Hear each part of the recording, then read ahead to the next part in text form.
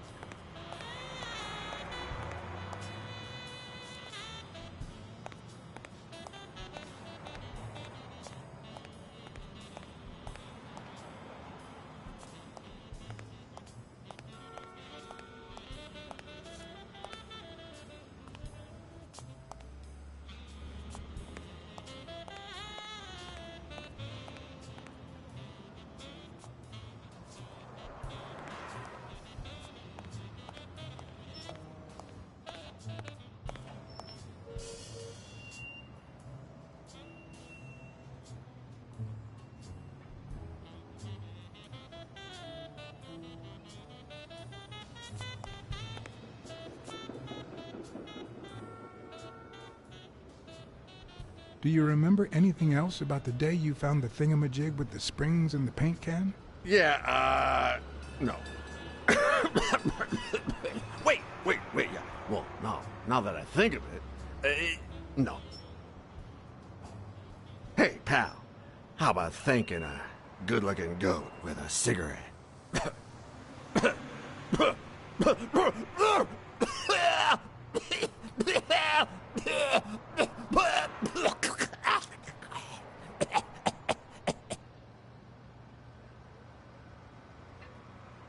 Of course.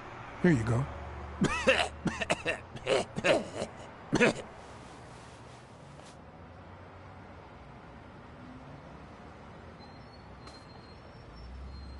Yeah, you think you're not responsible for my pathetic state? Think you're not to blame? It's the government that shipped me off to war. They shipped me off, too. Oh, right. So then you know what it's like to kill, too. Well, then another sad hobo shouldn't be a problem for you, Professor. Yeah, I killed people. And yet, you don't want to help me die. Wait, but that's not what I wanted to say. Oh, well, you know we goats tend to jump from one thing to another. The government paid for everything. Army fatigues, rations, weapons, lodging at hookers, drugs. Do you know where that money comes from? Taxes! Your taxes, my dear friend. You help them cut my legs. They declare war every chance they get, so that the weapon industry that finances their campaigns gets richer and richer and richer. And that's how we finance their wars. So the slightest connection with corruption turns us into accomplices. Unless one manages to keep at arm's length. That is what I did, my loyal disciple. At the Million-Star Hotel. So, do you like your master, the Great? Hey, what's your name? You never told me...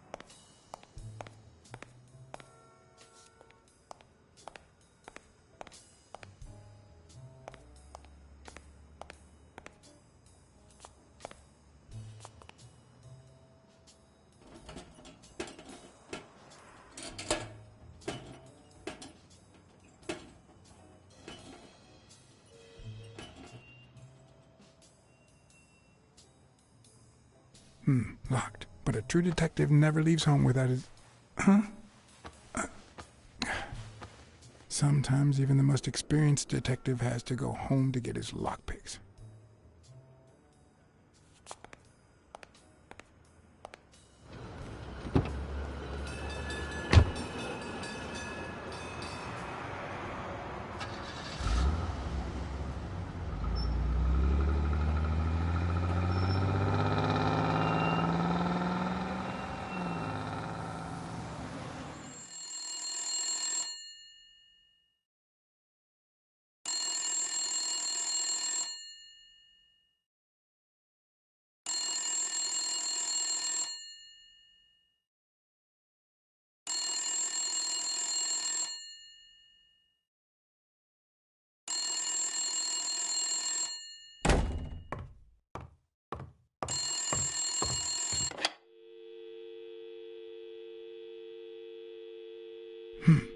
I hope that wasn't a client. Although probability would suggest a cold call. Or, even worse, the War Veterans Therapy Group. I was pretty sure I left the lockpicks on the table.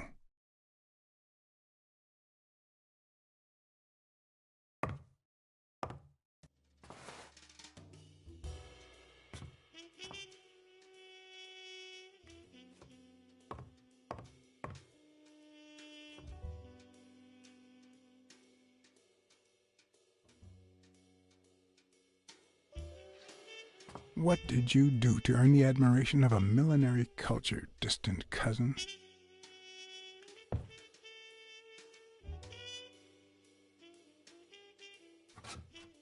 What if the only thing that keeps you going is the very thing that won't let you move on? It's too soon to say goodbye. She wouldn't hear me anyway.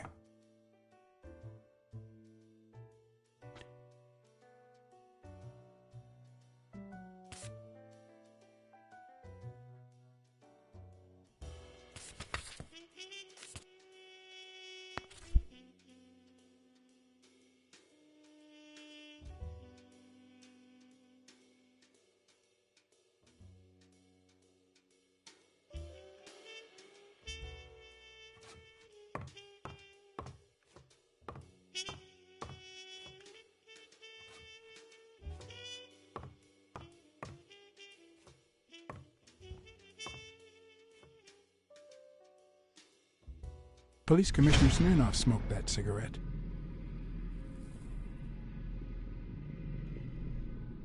Judging by the way he put it out, he was pretty nervous.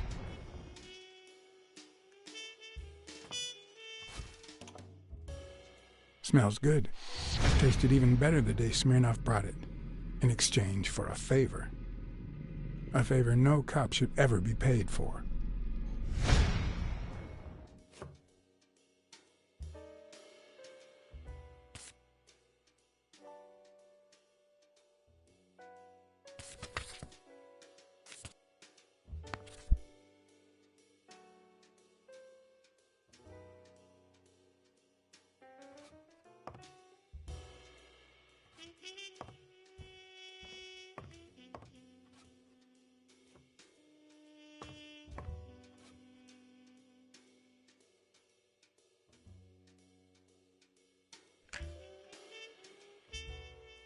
I never understood why I had to be born in New York, but the real issue is why I'm still here.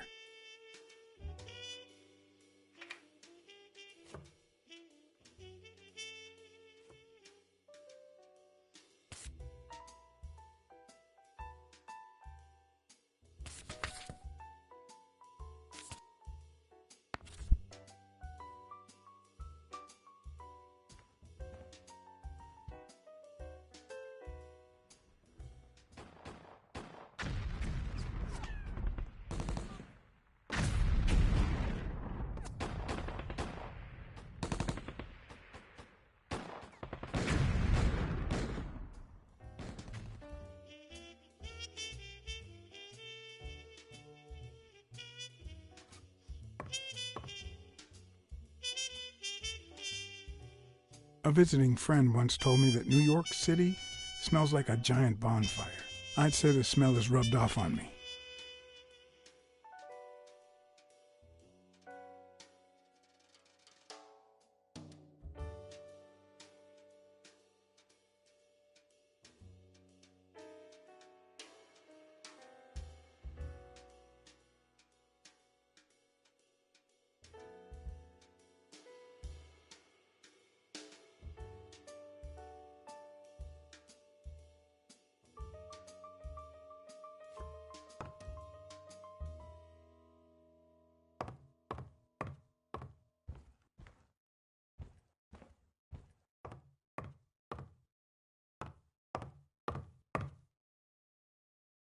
Sometimes I also use it to type out reports that nobody reads and invoices that nobody pays.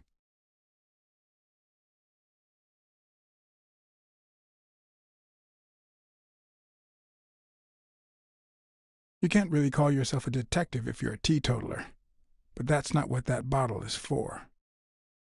The truth? I use tequila to clean my lockpicks. In fact, I just finished cleaning them when that rhino walked in. Maybe we knocked them down during the fight.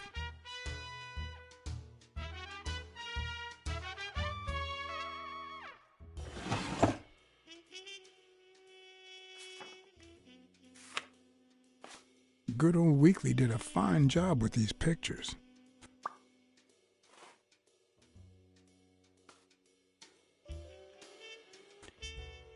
I wonder if that rhino would ever have the nerve to use it.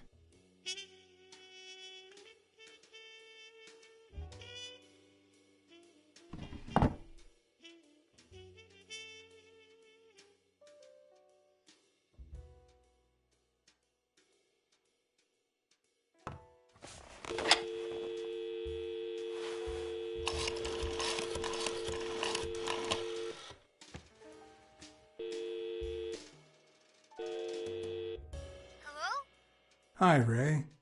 Hi. Who are you? Take a guess. I already gave you a clue. I know your name, so... I don't know.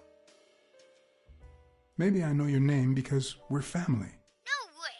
My dad never calls me. My grandpa never calls me. My uncle never calls... Well, he does sometimes. You're Uncle John! Uncle John! I guessed it! Mom! It's Uncle John! I guessed it! You got me, Ray. Congrats. What did I win? What do you want? I want a gun! Bang, bang, bang! Bang,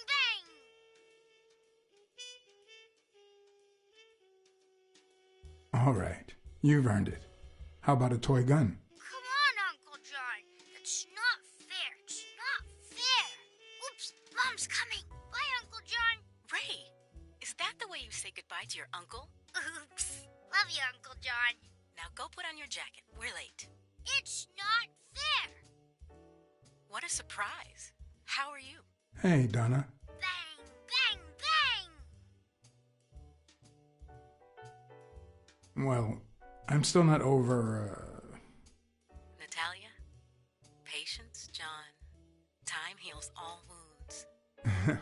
Yeah, can't argue with that. Hey, we're kind of in a hurry.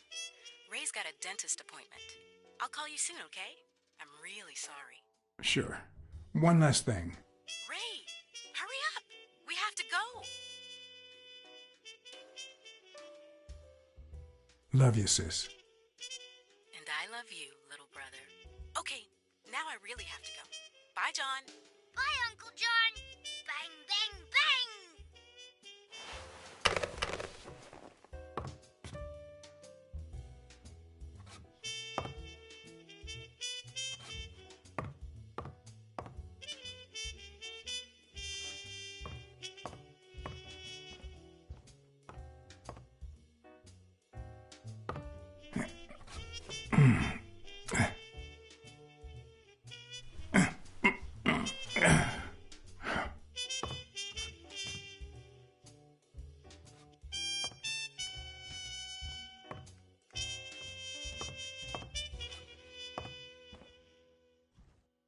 Yep, that's where I left my lockpicks.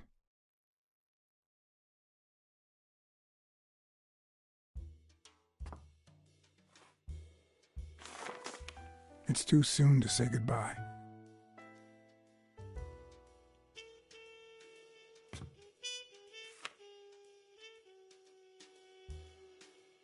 Bookkeeping is not my strong suit. I'm good with expenses. It's the income I don't get.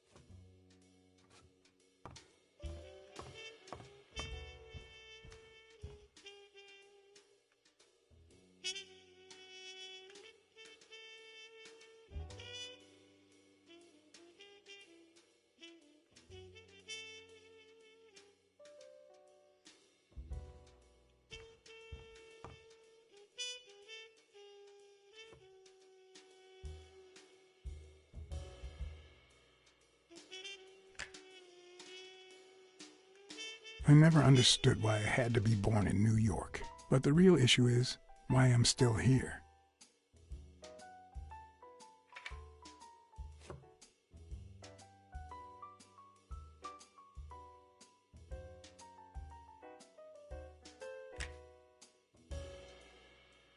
I never understood why I had to be born in New York, but the real issue is why I'm still here.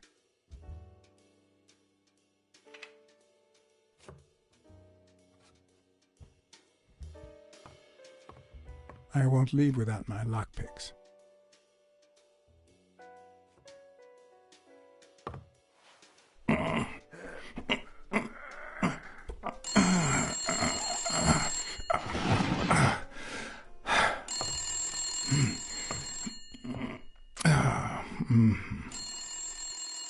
Most detectives feel safe with a gun in their pocket. Me, I prefer lockpicks. At least I know these little fellows won't backfire.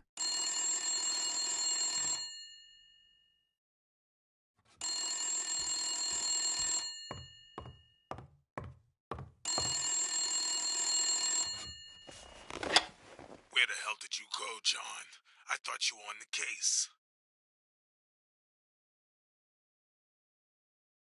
Hey, I'm just doing my job. Next stop, Bobby Yale's place.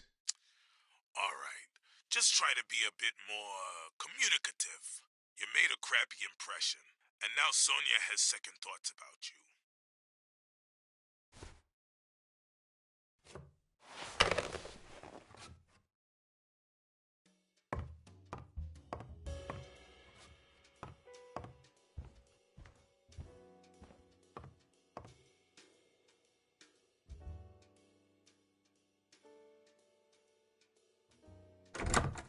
Looking back, I wish I'd never found my lockpicks. Maybe I wouldn't have gone back to the gym. All hell was about to break loose.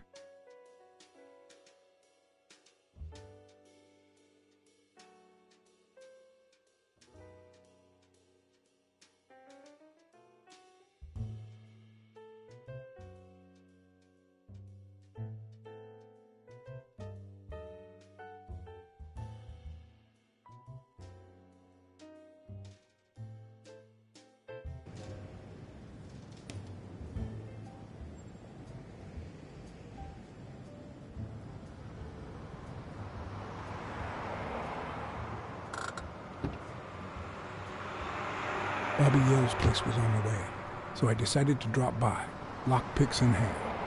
The gym could wait.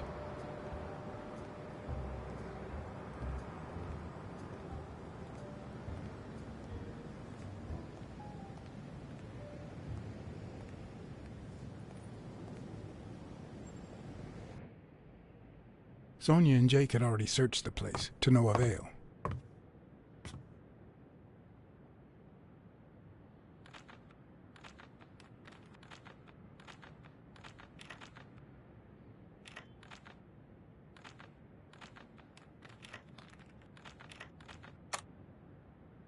But a good detective would have better luck.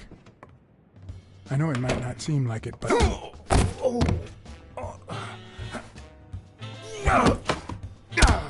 When someone hits you like that, you know you're onto something. It's only fair to show some gratitude.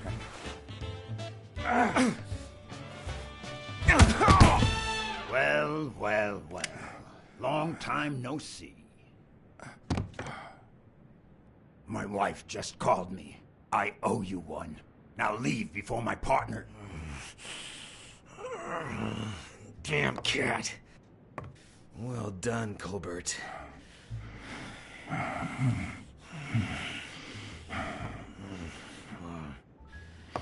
Now.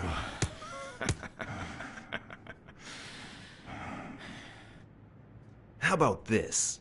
For every wrong answer, I'm gonna give it to you with this club. Deal?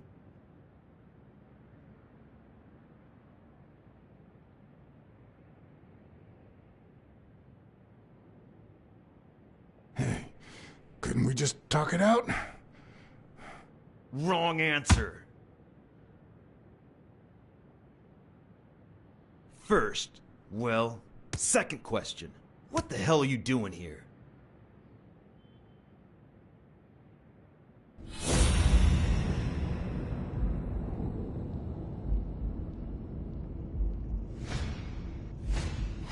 A shamrock? Is he Irish?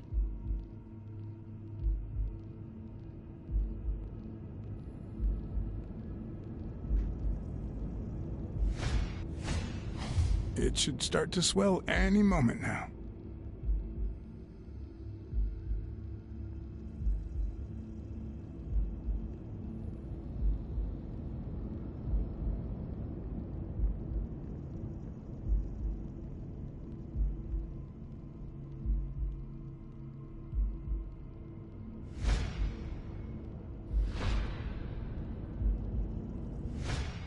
Now, where were we? What the hell are you doing here?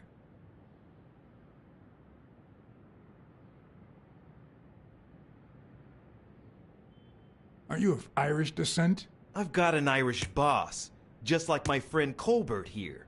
I'm sure the name O'Leary rings a bell, right? Desmond O'Leary. If you live in New York City, you've certainly heard of the richest bookie in town. After everything that's happened, I was beginning to feel like this case was finally moving forward. Wrong answer! But I was wrong. Alrighty, let's try again. What the hell are you doing here?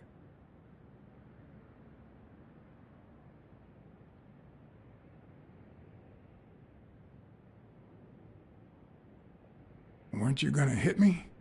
I'm still waiting for the blows.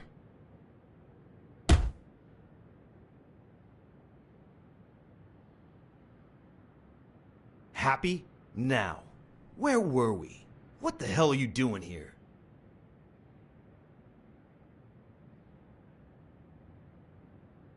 Glad to help you practice your club skills. You need it. Yeah, I love honing my skills.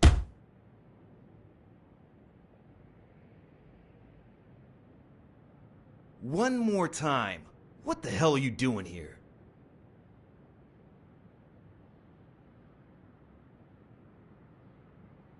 I know your friend Colbert and his wife. Now he wants to insult you. All right then, he's all yours. All right. Now it's your turn. I'll call the boss.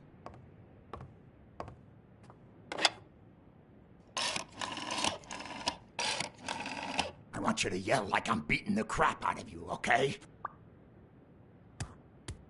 Desmond, we caught some damn detective snooping around Bobby Yale's place. Yeah, hired by Dunn's daughter. Safe and sound? What do you mean, exactly? Oh, sure. Will do. Colbert, stop hitting him, you beast. What a shame. We were just getting to know each other.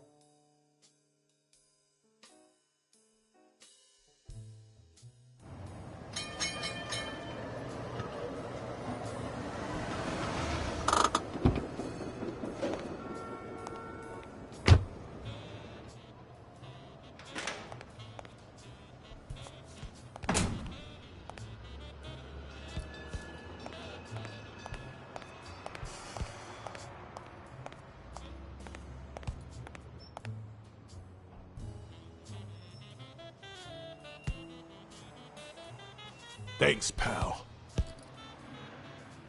So, what else can you tell me about Dunn's death?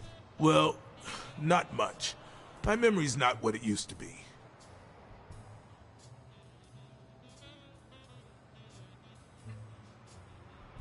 Dunn wasn't black, but he allowed you and Bobby Yale to train here. Yeah, this was the first integrated gym in the city, I think. But not everyone liked that, hmm?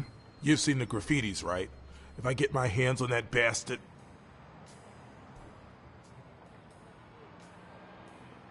What can you tell me about Sonia Dunn?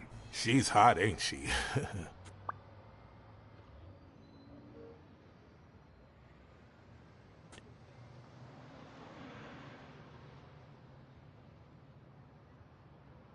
You two seem to get along nicely. Well, I've known her since she was a baby. But she sure has grown, if you get my drift. I hadn't seen her since she left for college about 4 years ago. It seems like her father's death didn't really upset her. Well, she likes to play it cool, which makes her really hot.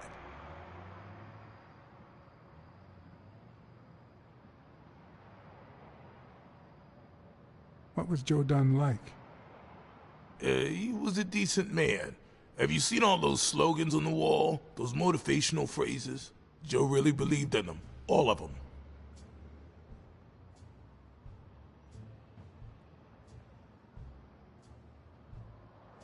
He played the saxophone, right? Yeah, pretty well for a white boy. But he quit when his wife died. Makes no sense, right? I mean, nothing draws chicks like the brass. Why quit when you're finally free? Ha ha ha ha.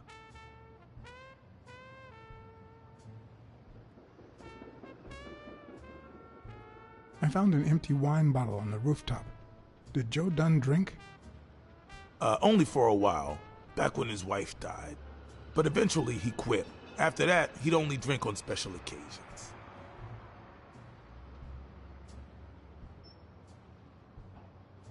Joe Dunn or Joey Dunn? Huh? Nobody called him Joey. Well, maybe his wife. Although, she didn't call him anything after she died.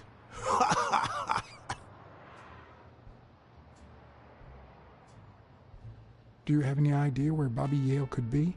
Not a clue. I dropped by Bobby Yale's apartment.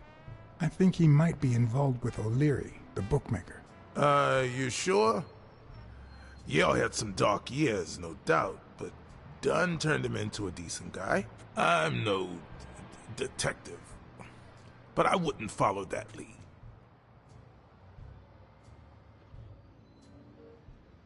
If Yale's gonna fight the reigning champion, he's got a big career ahead of him. He hasn't lost a single fight since he turned pro. The little bastard beat the socks off me a few years back. Do you know any of his relatives? His father, Avenarius. Avenarius? The boxer poet? Didn't he disappear 20 years ago? Yeah, and his wife, Bobby's mom, died shortly after. Dunn is the closest thing the family the poor kids had ever since. You said Yale joined a gang back in the day? Know which one?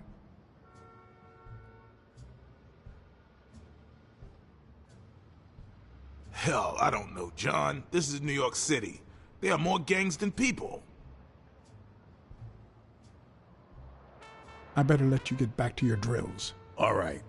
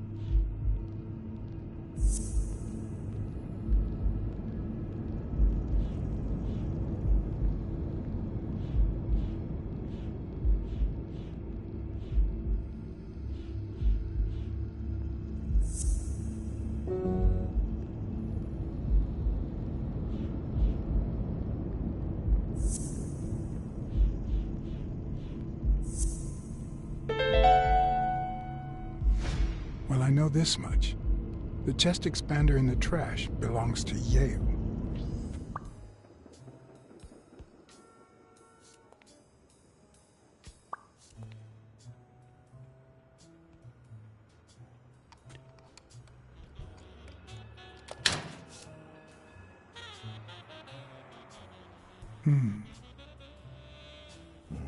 What the hell? Jake, give me one good reason not to smash in your face.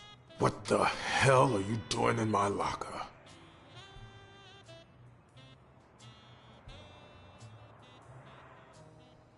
I'm a detective. That's what I do. Yeah, and my friend too. But that's what I thought. Get off me.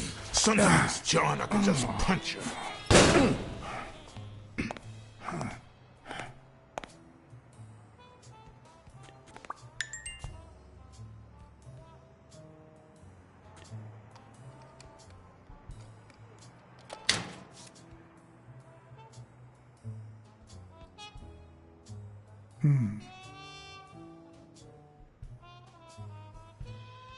Damn. I'd forgotten that Jake used to work for Natalia. This proves I was right. It's too soon to move on.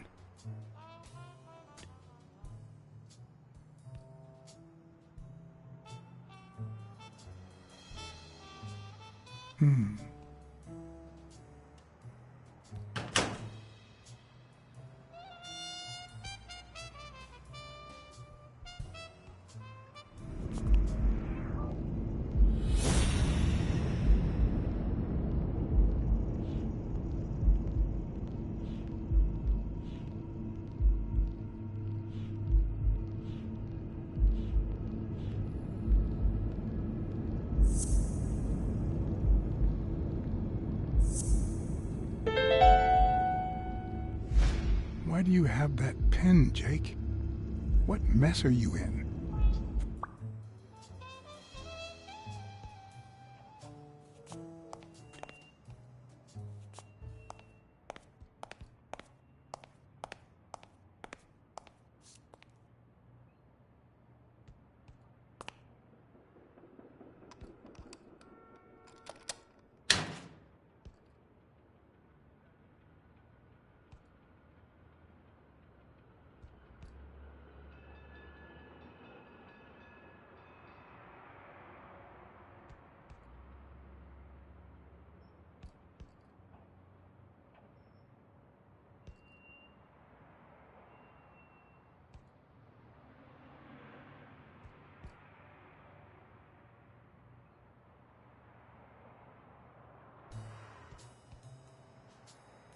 Bastards. The proud South. Smells like paint.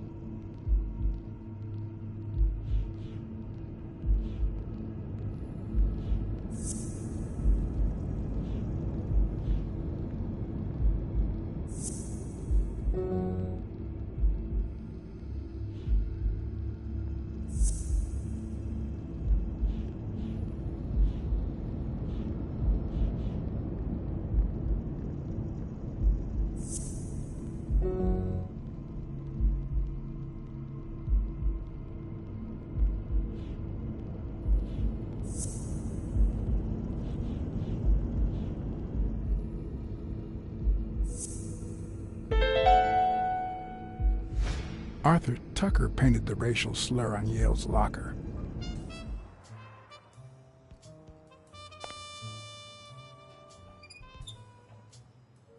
Of course.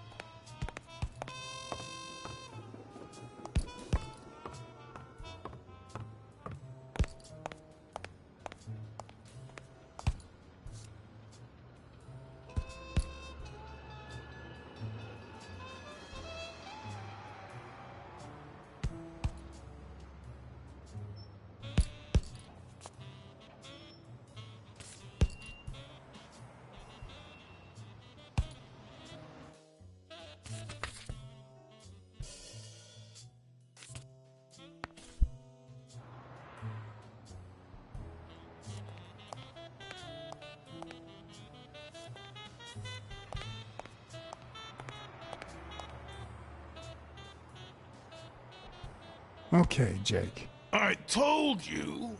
Desmond O'Leary. Huh? I know you work for him. Now you're just making stuff up. Why would you say that?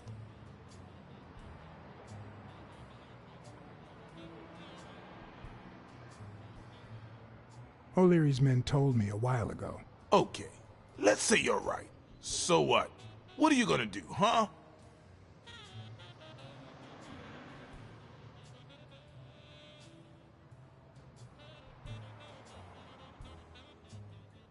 We're pals. I won't do a thing. But please, tell me the truth. Okay, I guess I should have said something. Business isn't going that well lately. Natalia was my last well-paying job, and it's been a while.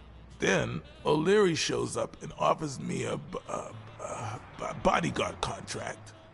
What was I supposed to do?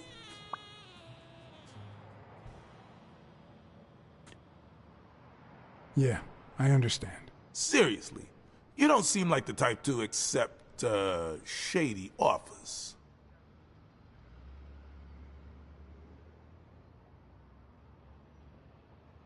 I've done things like that, and worse, but I'm not proud of them.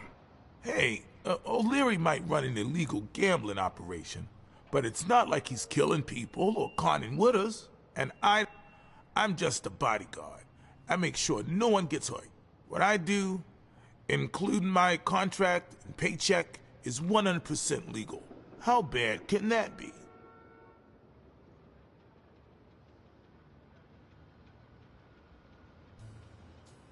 O'Leary pays you with dirty money, and you're part of a criminal organization.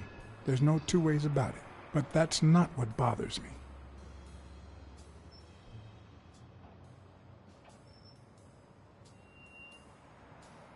I know you're covering up O'Leary's role in Joe Dunn's death. Huh? O'Leary? No way. I mean, I don't think so. Jake, please. Well, I guess there's no point in hiding it now. I was here the day Dunn died. Go on. I had to take care of some business for O'Leary. He makes me wear the shamrock when I work for him. As you know, I left the damn thing in my locker. Say no more. You came in the back door. How did you... Yeah, that's it. Joe had mentioned he'd been painting that afternoon, but I forgot.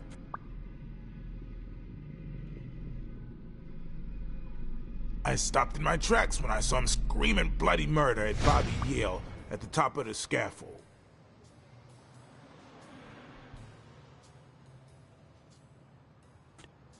What exactly was he saying?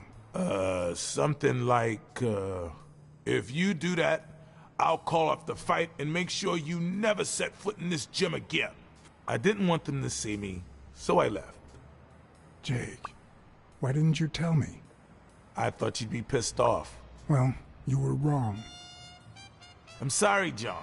I should have said something.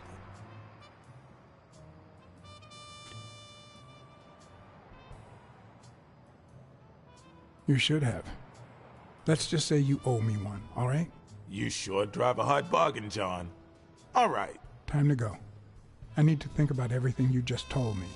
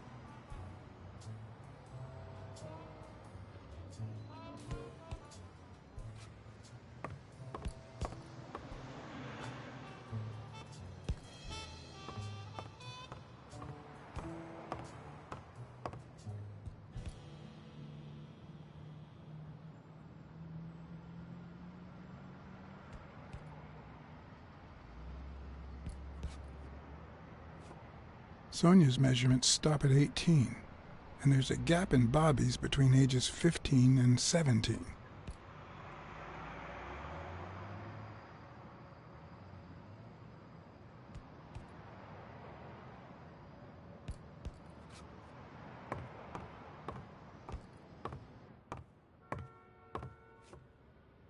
Miss Dunn, can I run a couple of questions by you? If they'll help you find Yale, go ahead.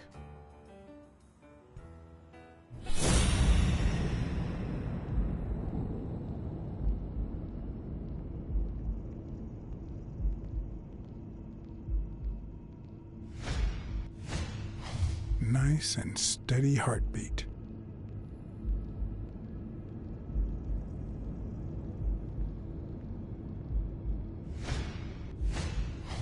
big, bright eyes, looks well rested.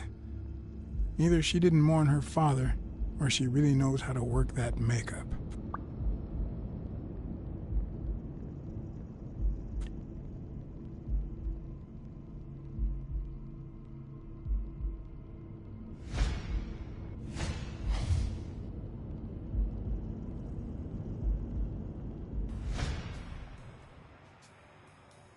What the? What's wrong? Someone's taking pictures from the rooftop. Are you sure? I'll go take a look. Now, who's that rope for, Miss Dunn? Weekly.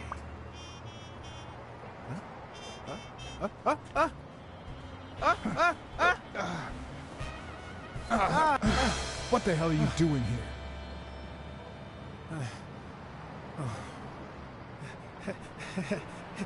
Hey, look! Isn't that Cassidy?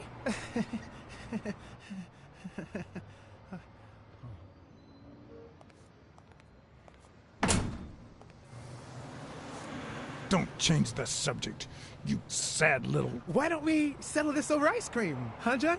Just like in the good old days. How did you get up here? I don't want anyone to see you.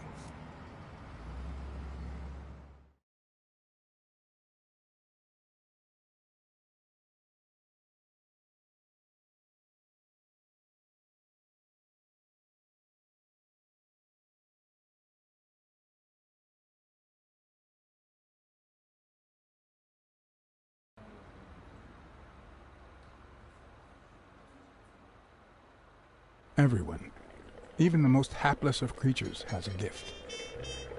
Something that makes them special, that makes them worth knowing.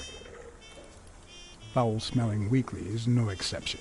No matter what he does, it's impossible to stay mad at him for too long. This bourbon shake is delicious. Want a taste? You know I don't like milk. Your loss. So, Joe Dunn hangs himself and leaves his gym to his daughter, which makes her the first woman to run a boxing gym, I think.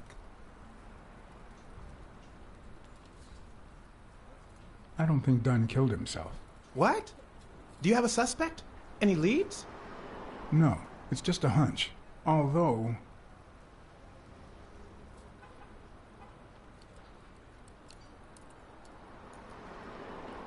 I haven't identified the murderer just yet.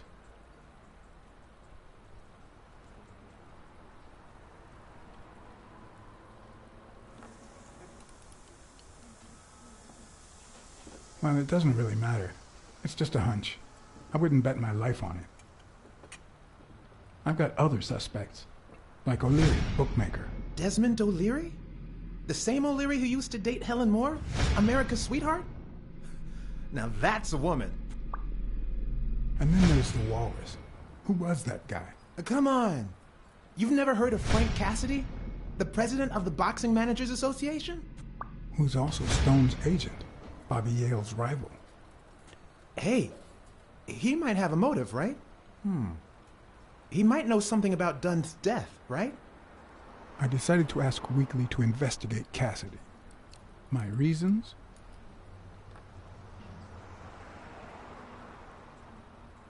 Weekly was right. Cassidy could have had a motive to kill Dunn. Weekly had already proven to be nosy. The farther I kept him from the gym, the better. But with Weekly, you just never know what the best approach might be. Should I give him an order, or a subtle suggestion?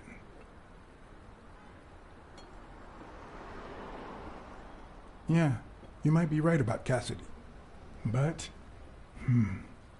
it won't be easy to make him talk. He seems like a pretty tough cookie. Only a thorough and efficient detective could pull it off. But the problem is, I already got enough on my plate. You're a lucky man, John BlackSad. I don't follow.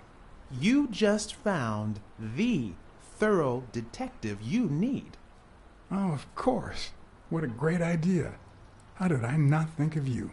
Hey, don't sweat it. But you'll have to do me a favor.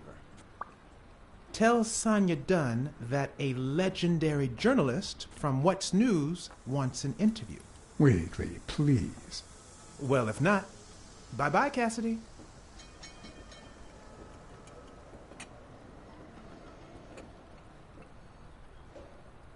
All right. I'll see what I can do. Great. That's settled then.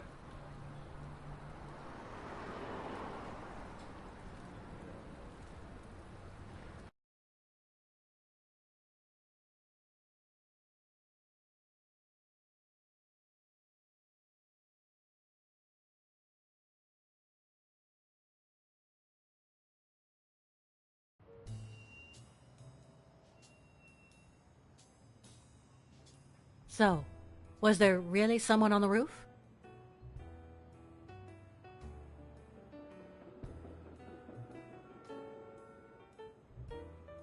Yeah, but he was faster than me. I couldn't get my hands on him. A fast spy and a slow detective. This must be my lucky day.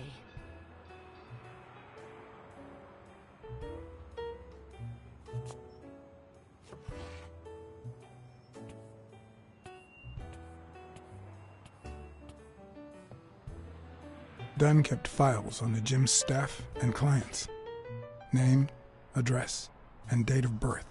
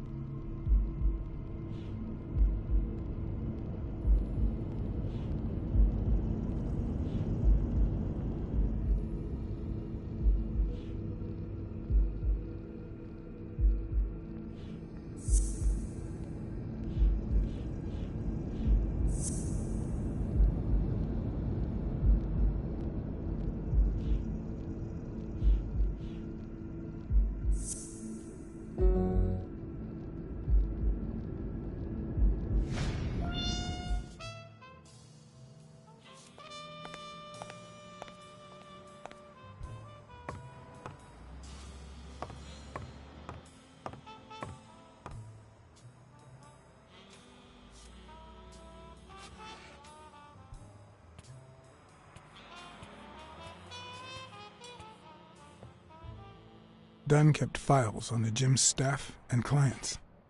Name, address, and date of birth.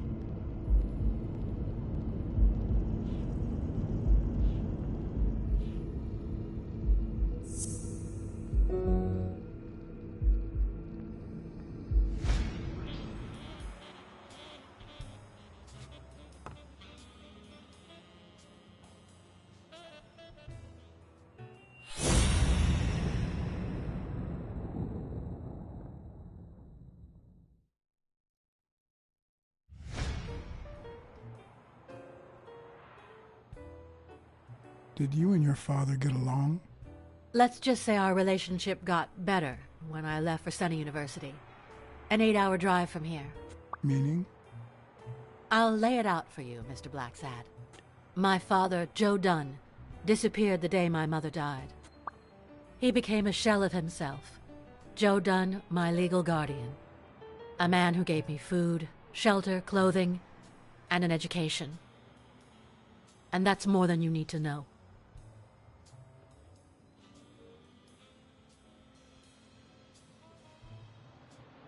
What's in those papers you're going through? Red tape. Great. If you find something, please let me know. I thought you were the detective.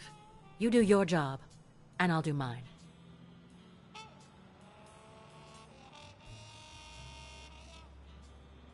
What can you tell me about Jake? I thought you were friends.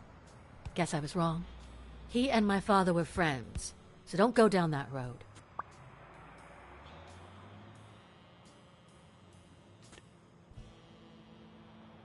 I saw you arguing with a guy named Cassidy. What did he want? You remember the fight that needs to take place in order to save this gym? Well, Cassidy manages Yale's rival, Stone, the reigning champion. If Bobby doesn't show up, he'll lose money. Maybe not a lot, but enough to care. Did you find anything interesting in those papers? No. Investigation work takes time, as I'm sure you know. Did you find anything interesting in those papers? No. Investigation work takes time, as I'm sure you know.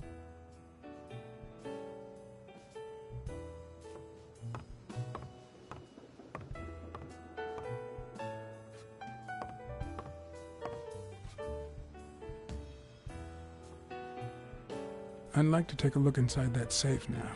Could you give me the combination? I'd love to help you, but my mother's birthday used to be the combination, but I already tried it.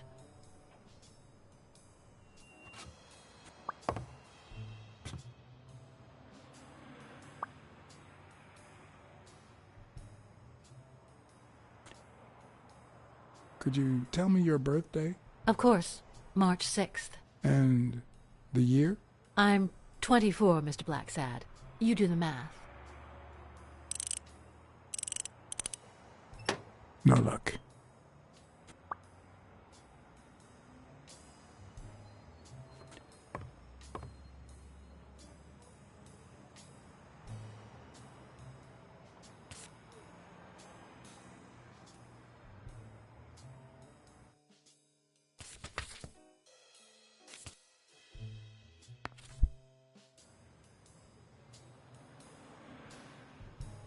Seemed like a happy family.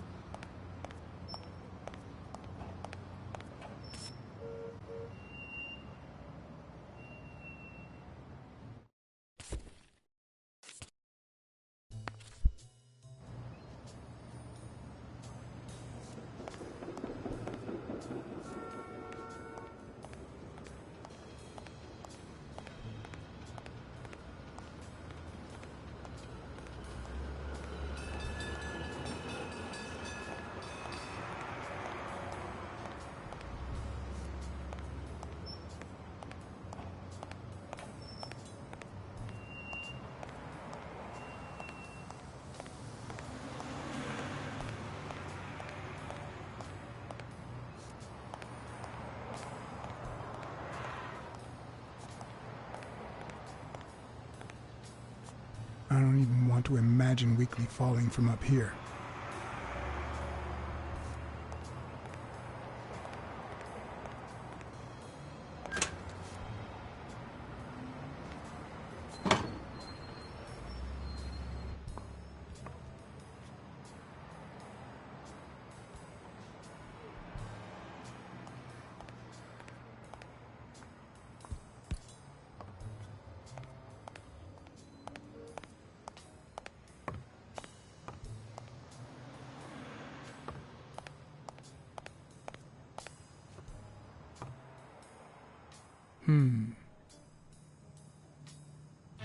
I don't know why.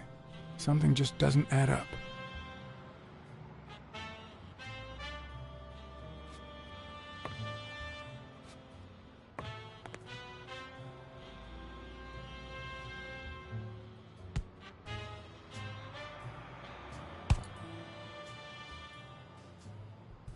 Do you remember anything else about Joe Dunn and Bobby Yale's argument? No, not really, no. Only Joe yelling. If you do, I'll call off the fight and kick you out of the gym.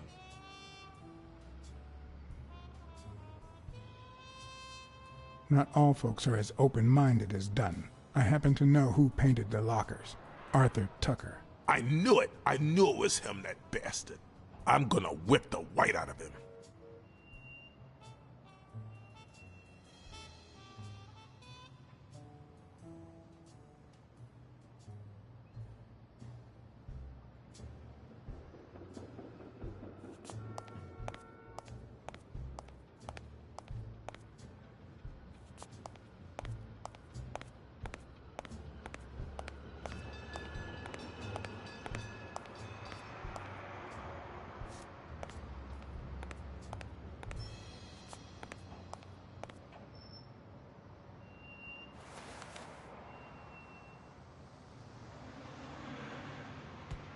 Thank you, Mr. BlackSad. Does the postman always leave your mail on the floor? I don't know, I...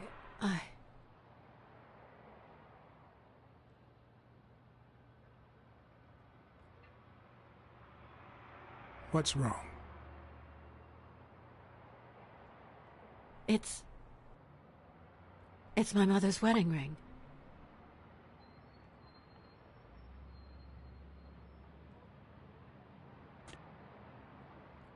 Who had it? I don't know. My father wore it on his pinky finger after she died. Not always, apparently. Will you find out why? I'll try. But there's something else I'm worried about. This might have something to do with the...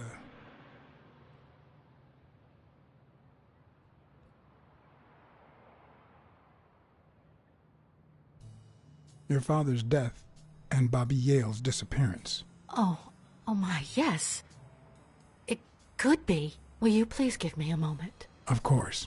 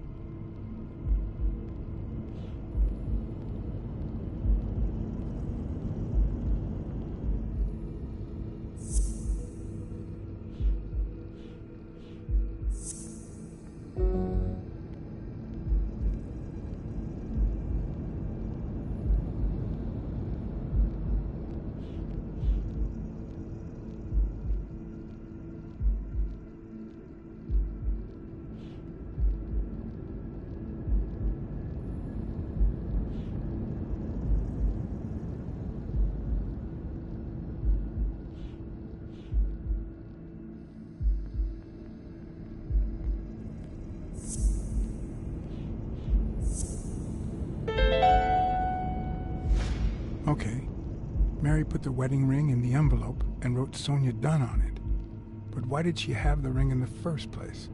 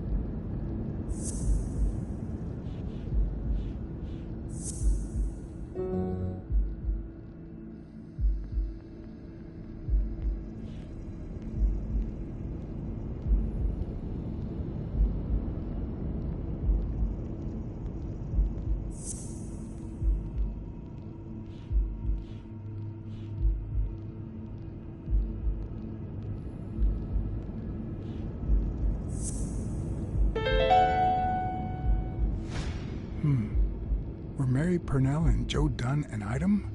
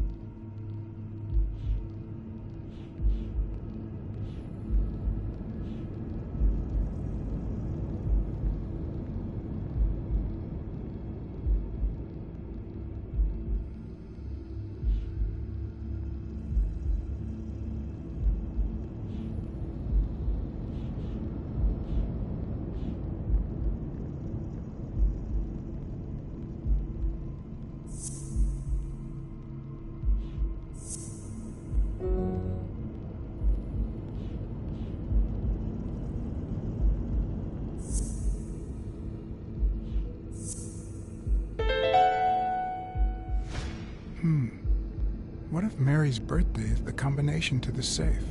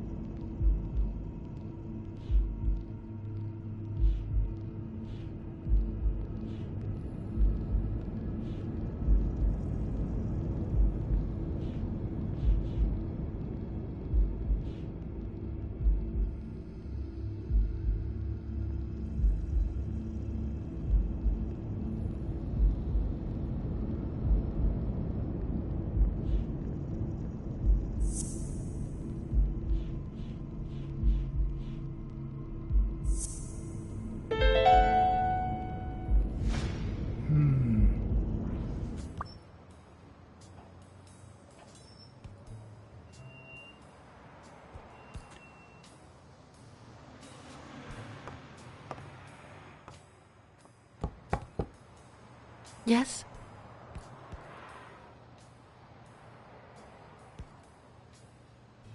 I need to ask you some questions. Go on.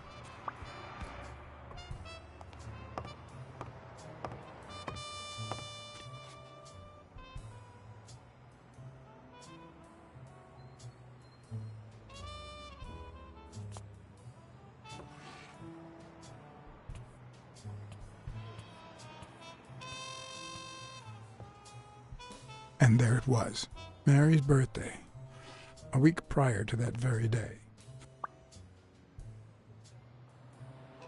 Did you find anything interesting in those papers? No. Investigation work takes time, as I'm sure you know.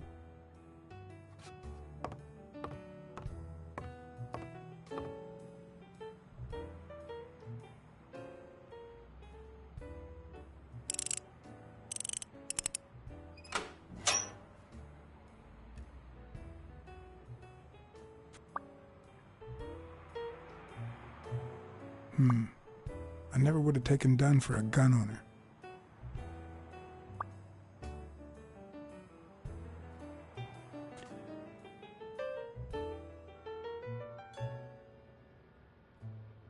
You open the safe? Yeah, and I think you need to see this. Can you tell me what it says? All right. I think this might be useful for the investigation, Mr. Detective. He left everything to me, except some boxing trophies and knickknacks that'll go to Bobby Yale.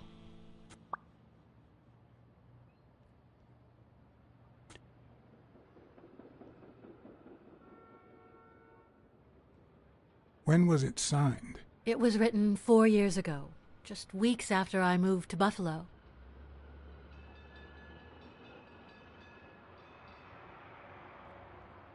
Do you think Bobby Yale read it before he disappeared? Maybe.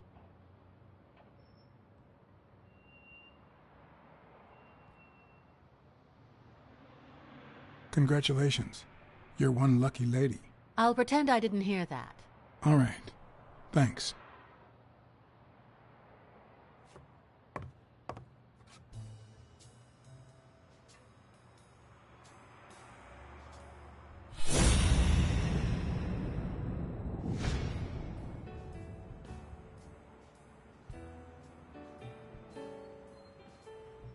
I never asked about the gym's insurance. That's exactly what I'm reading now. So far, it looks like your standard small business policy.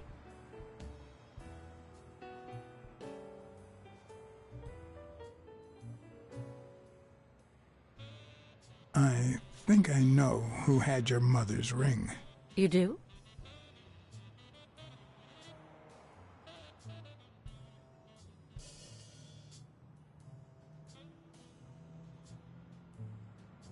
Mary Purnell. I think she was in love with your father. Thank you.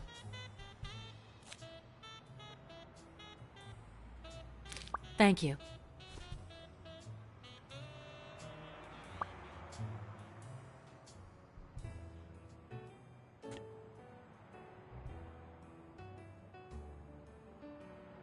Did you get along with Bobby Yale?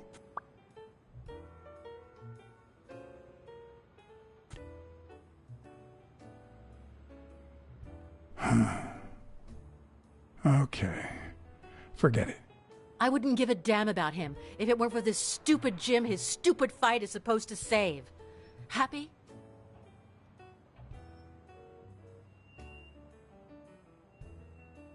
What do you think about Mary, the cleaning lady? Can't say. I barely know her. And I'm not one who's quick to judge other people. You see, I've got this friend. He's a journalist, and, the thing is, well... And why? A woman running a boxing gym? That's quite the story. And how did this friend of yours find out, exactly? Nothing? Much better. I don't even want to hear you. I just hope you prove your professional worth before the day is over. Did you find anything interesting in those papers? No. Investigation work takes time, as I'm sure you know. Did you find anything interesting in those papers? No. Investigation work takes time, as I'm sure you know.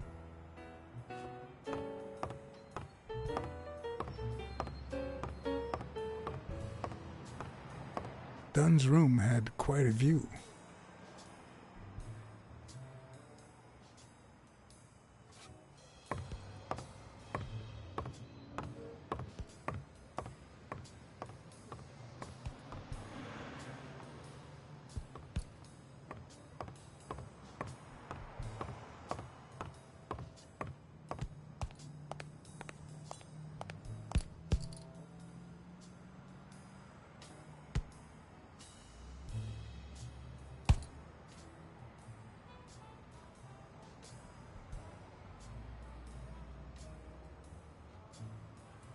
Did you know Joe Dunn had a gun in his safe? No way, man. He hated firearms. Although... when Bobby Yale was a teenager, he went through a crazy phase. Even dropped out of the gym and joined the gang. Nothing serious. Early one morning, he broke in the gym. Joe was already here and caught him red-handed. Bobby pointed the gun at Dunn and ordered him to open the safe. So, Joe opened it and asked Bobby to put the gun aside, leave the gang, and start boxing again. I got here 5 minutes later and found Bobby crying like a baby in Joe's arms. Then he just stood up and put on his gloves.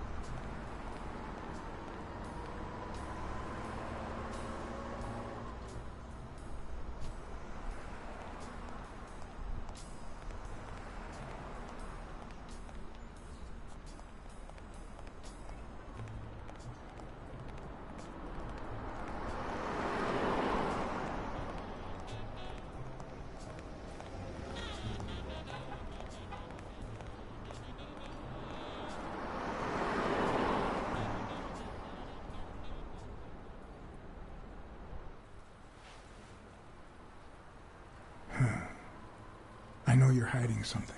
What?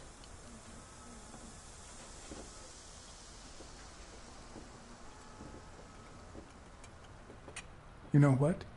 You're the only woman who ever called Dunn Joey, except his late wife. Oh, my goodness. I can't talk here. My shift is over in 10 minutes. Can you wait a while? Can I get a refill over here, Mary? Coming right up.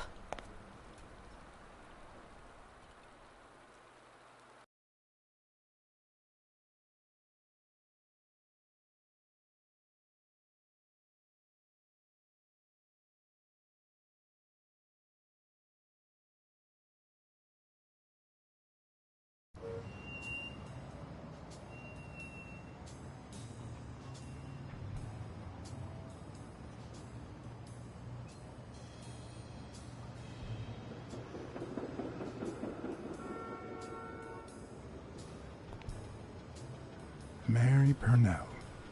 The angel Joe Dunn found in his golden years. We'd been seeing each other for almost 2 years. It all started with, well, weekdays I start cleaning the gym at dawn, before my shift at the diner. Joey always came in early, just a little after I got there.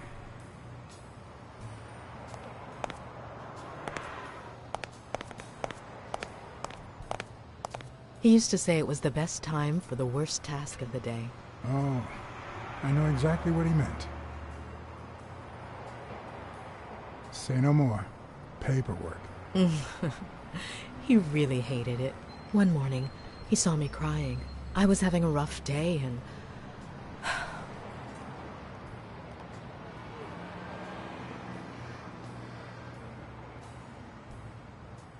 He tried to make you smile. He pointed at the coffee machine. You need a cup of joe and some fresh air. That was the first of many cups on the rooftop.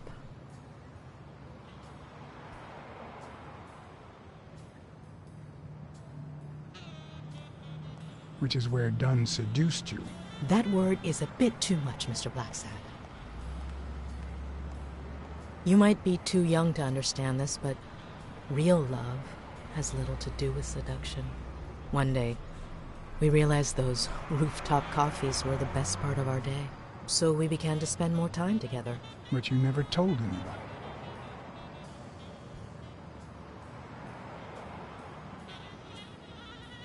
Why did you keep it secret? For Sonia's sake. She and Joey drifted apart after her mother's death. He was afraid that our relationship would only make matters worse. Until one day, on the rooftop, we realized just how serious our relationship was. And we decided to turn those moments into a lifetime.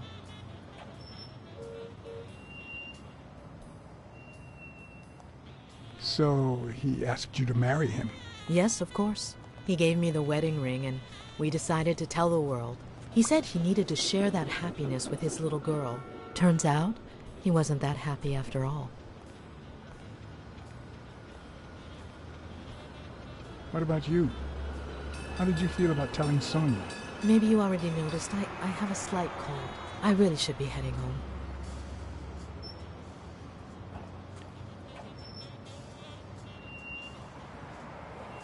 Maybe you should cover your neck.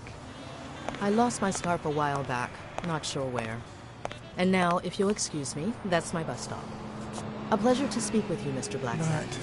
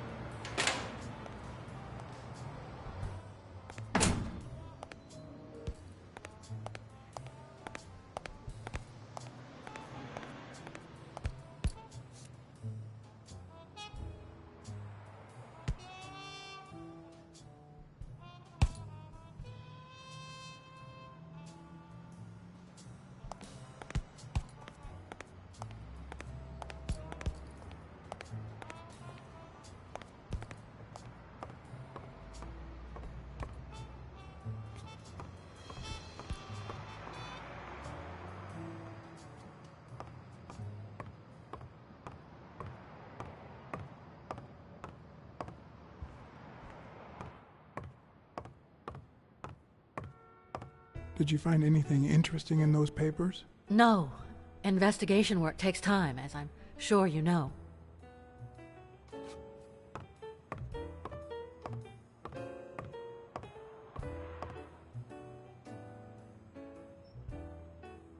A few bucks. Just petty cash.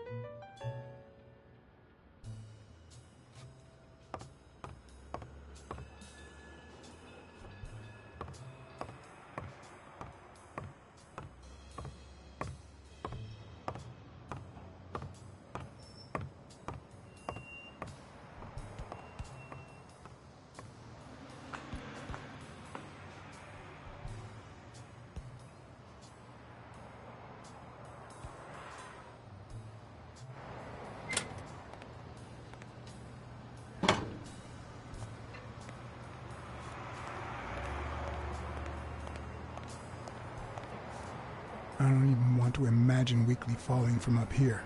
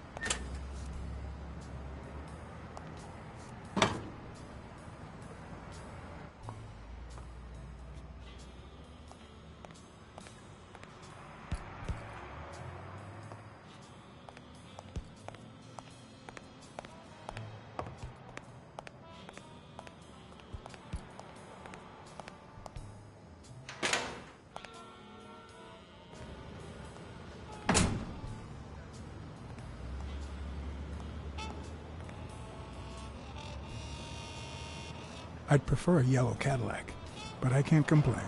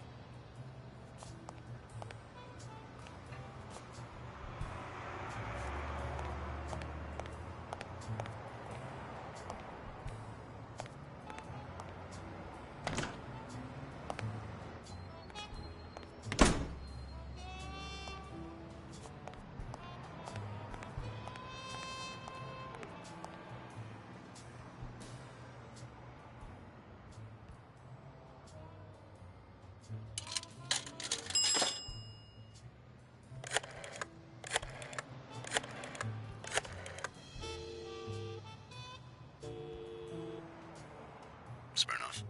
I think I have a new lead on the Dunn case.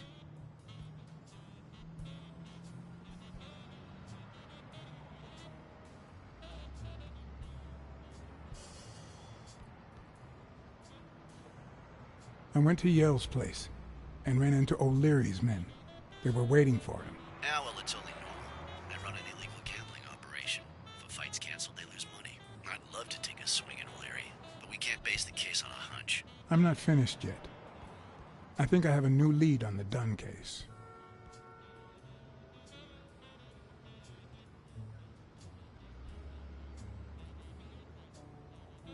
A close friend of Dunn's works for O'Leary. You mean that gorilla? Your ex's bodyguard? We know. O'Leary is a respectable citizen, until we prove otherwise. So there's nothing wrong with him hiring a bodyguard. You're gonna like what I have to tell you about the Dunn case. Dunn and the gym's cleaning lady were about to get married. Great. Call What's News. They'll know what to do with such an incredibly interesting piece of information. The combination on Dunn's safe was her birthday. He even gave her a ring. You know, your typical suicidal bliss. Okay, I'm still not convinced, but I might have something for you.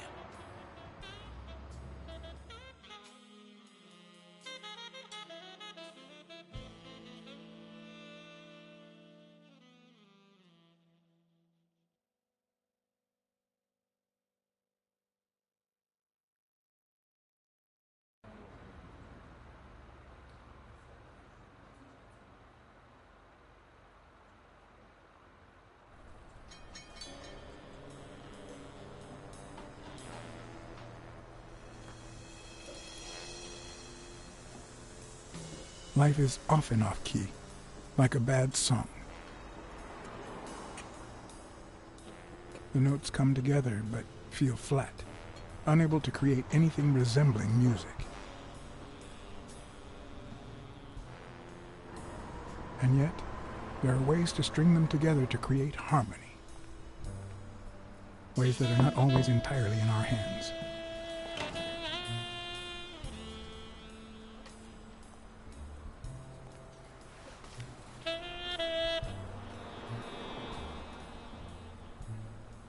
You look tired, John.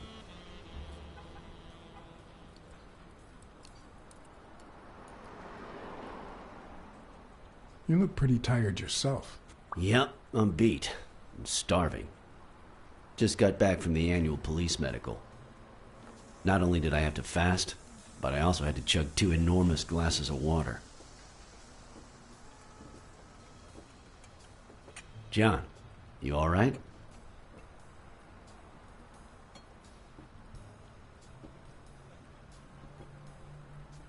I'm always all right.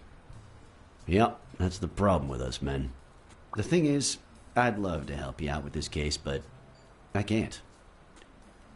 You know I work for the state of New York.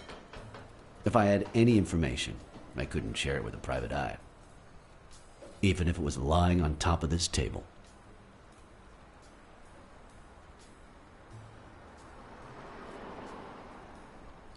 You drank 2 huge glasses of water. How are your kidneys coping with that? Yeah, you're right. Maybe I should go to the... If you'll excuse me.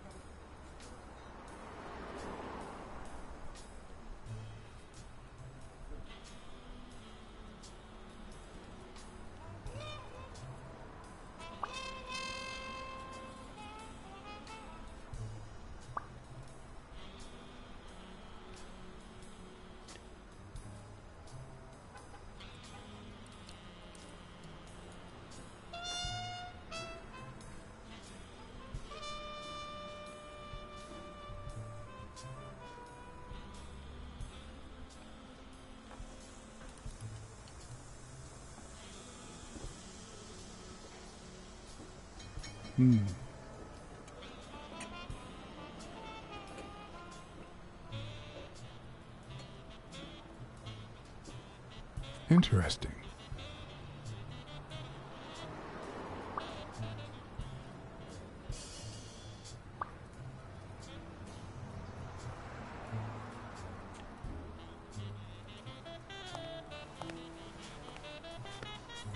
Now I feel even thinner. So do my kidneys. Thanks. Truth is, John, it all seemed clear to me before, but now... Please, promise me you won't take the law into your own hands. I'd like to think we're not just vigilantes. I'll try, but sometimes there's no alternative. All right. In any case, keep me posted, will you? Friend, you can count on it. Take care, John. As always, Smirnov had given me new, potentially relevant information. Not to mention second thoughts. When an old dog like him gets that serious, one must be prepared to bite.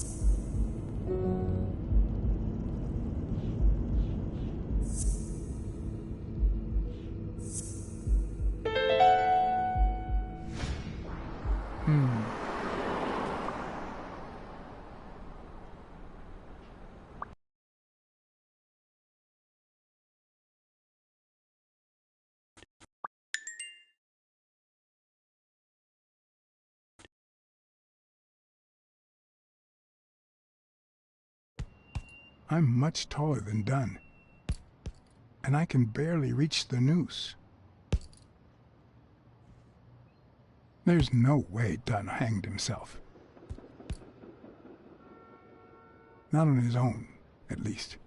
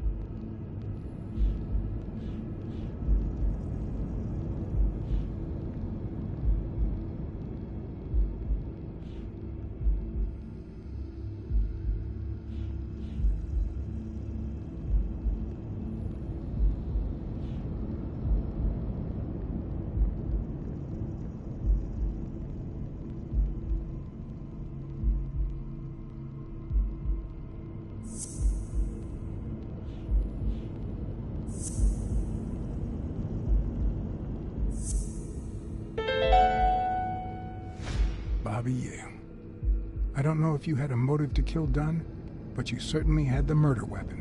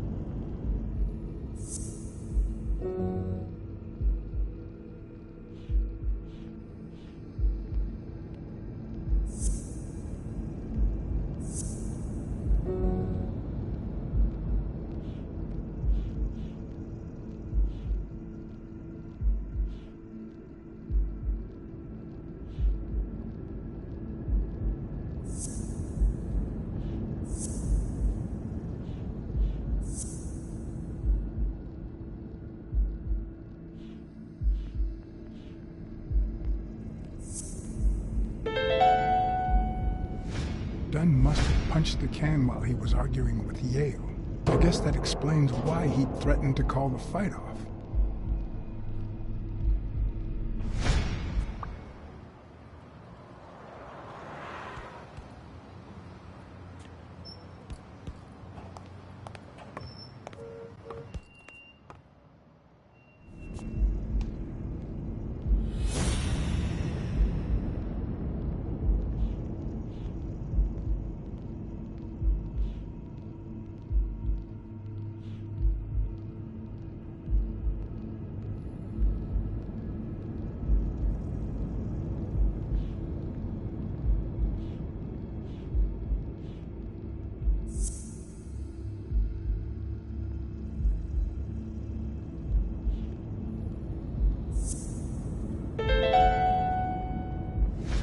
Christ.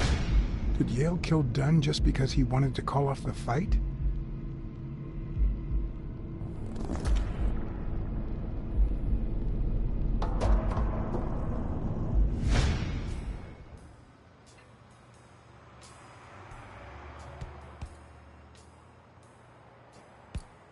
I always knew Bobby had issues.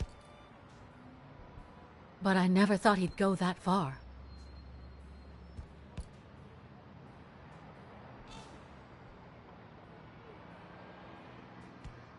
I couldn't say. In my line of work, you really shouldn't jump to conclusions. But the chest expander, the box in his locker, the marks on my father's neck. It all leads to him.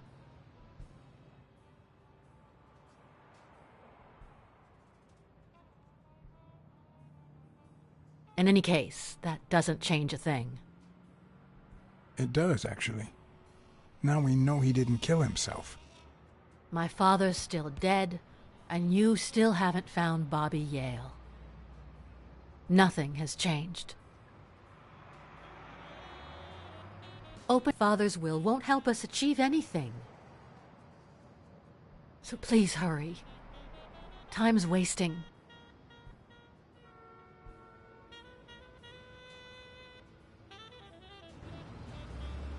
Sonia's indifference never ceased to amaze me. But most importantly, why was she so opposed to Yale?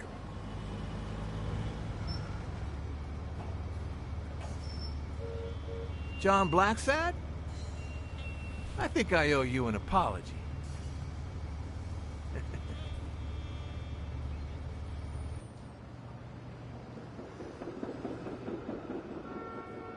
Do I know you?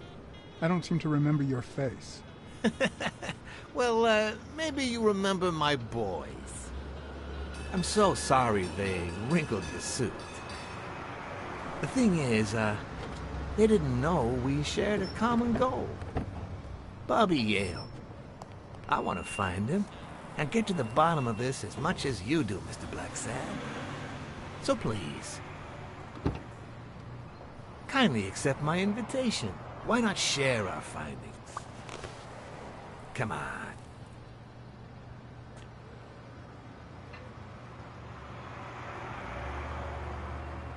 Of course. You don't mind me riding in this fancy car with a wrinkled suit, do you? Oh, I think you look mighty dapper, Mr. BlackSad. Although, if those wrinkles were to rub off on me...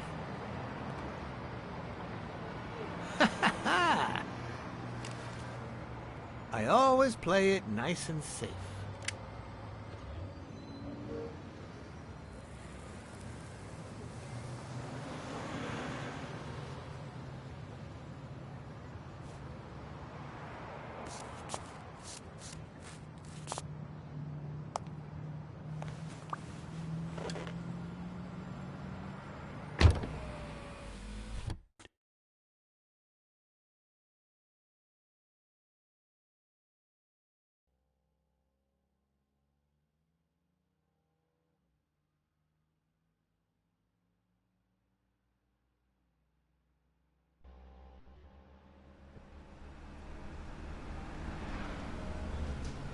Thank you, BlackSad. You won't regret this. So let's cut to the chase. I need Bobby Yale to fight Stone. There's just too much money at stake. So, I'm offering you my help to find Yale. Let's work together.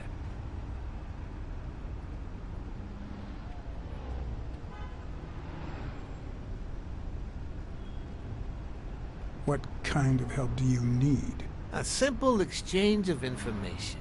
You're a good detective, and I, well, let's just say I have my own ways of making people talk. All right, then. Let's work together. I thought you'd be hard to convince, that you'd appeal to the moral high ground or something. Please, hear me out. Let's say I bet a beer that we find Yale in 3 days, and you bet a beer that we don't. In 3 days, one of us has to buy the other a beer. Is that so bad? We're simply two grown men using our money and free will to conduct a small private exchange. And most importantly, we're not hurting anyone.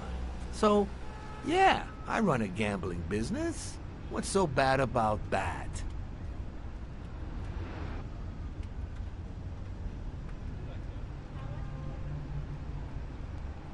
I can't really say. Well, I can. Nothing. But I'll tell you what is wrong. The way our government is ruining America. We live in a so-called free country. A place where honest people can make a living, provided they don't hurt anybody. We're not communists. Well, at least I'm not. I would have never thought otherwise. As for me,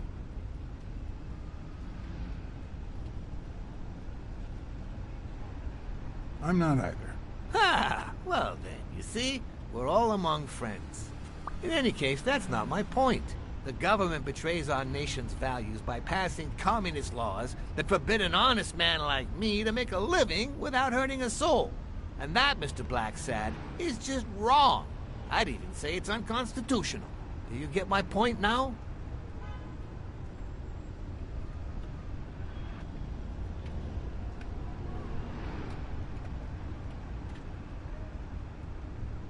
All right, I get your point. Ha! I knew you would. When the government passes these laws, there's only one legitimate weapon the people can wield. The same weapon that turned America into a great nation. Civil disobedience. So, as the proud American that I am, it's my duty to disobey.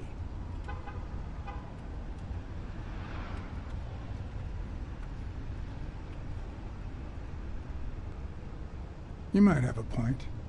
In certain cases, civil disobedience is both right and duty. Exactly.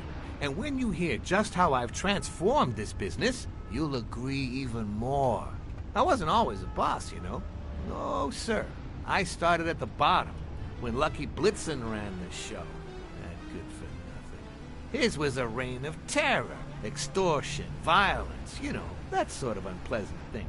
When I took over, I decided I'd make people want to do my bidding. Not out of fear, but out of gratitude. I decided to help people so they would help me. That beating your thugs gave me was really helpful. Thank you so much. Those poor bastards didn't even know you were a detective, that you were on our side. Maybe at first.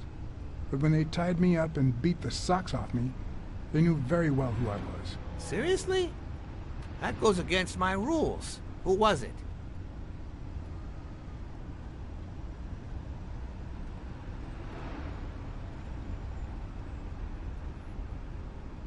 It was just Wilson.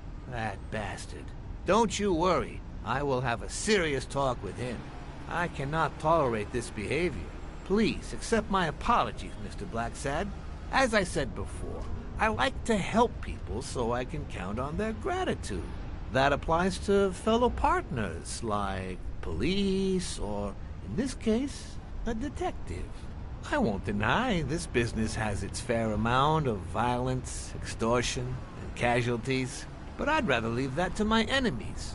And you are not my enemy. And, it looks like we're here.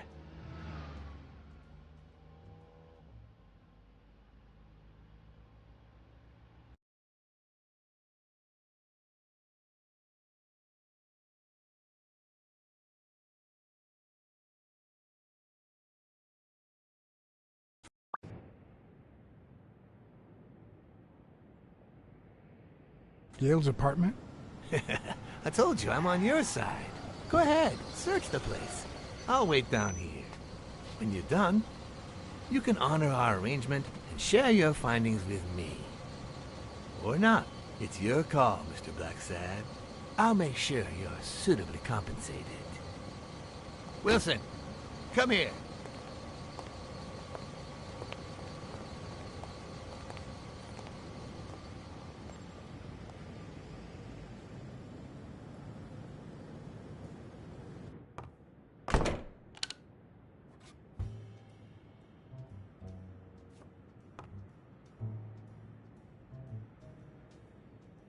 Bobby seems like a nice kid, but I barely know him.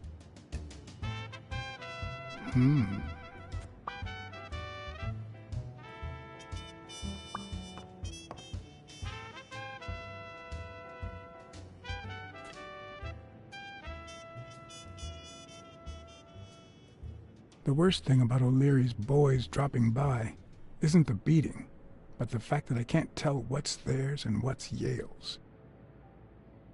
Can't say this is the ideal drink for an athlete. Then again, it could be your classic bookie thug lunch.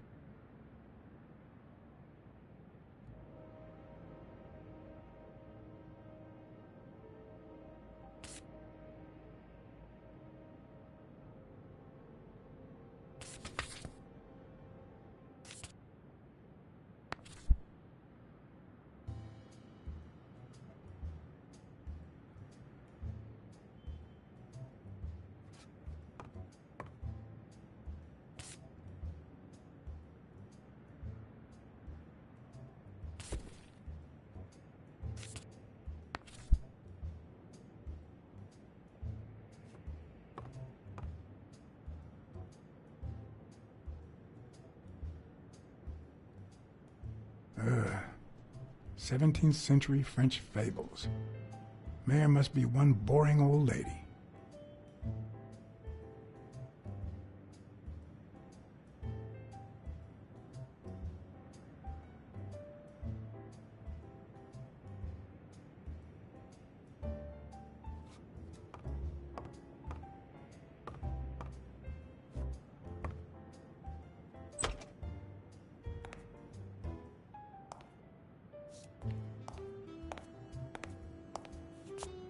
Judging by the general state of the apartment, they were leading a quiet life.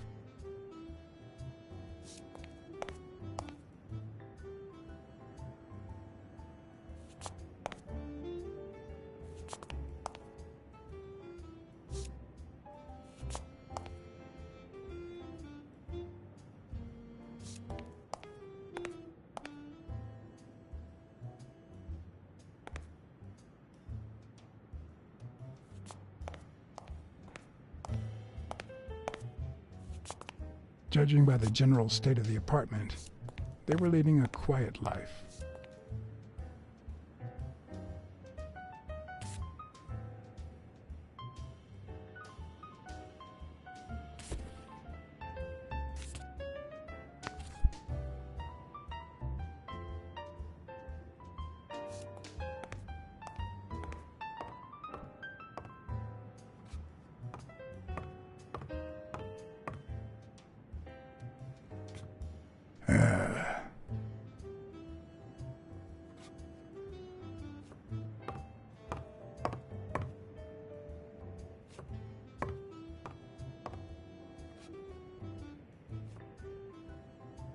A woman's fragrance, almost angelical.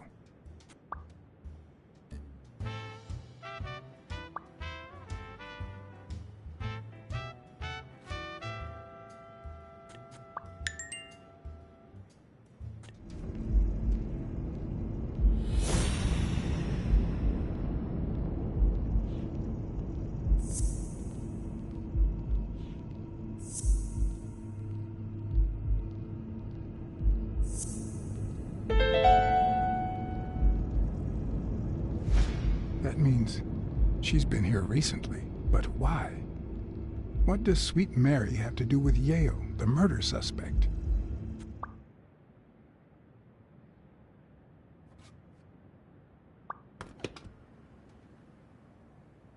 I'm not sure how Yale's love of pickles will help me crack the case, but it's good to know.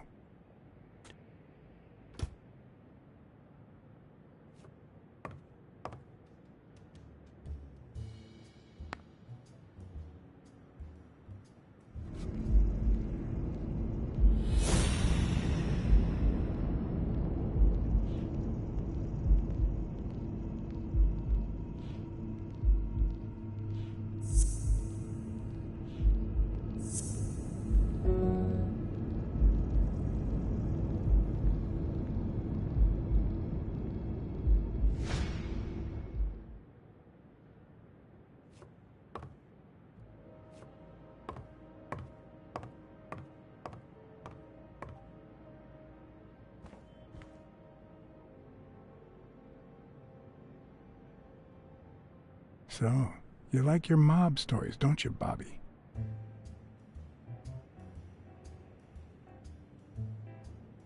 Nice chain.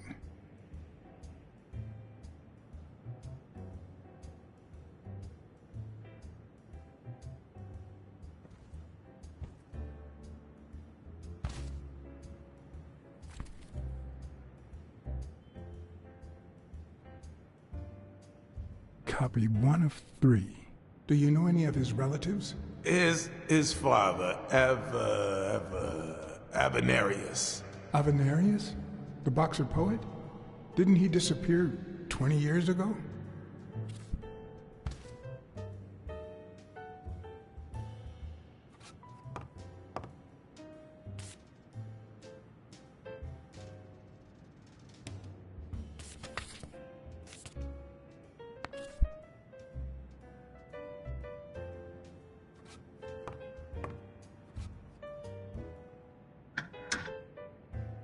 Why would you want such a big closet for so few clothes?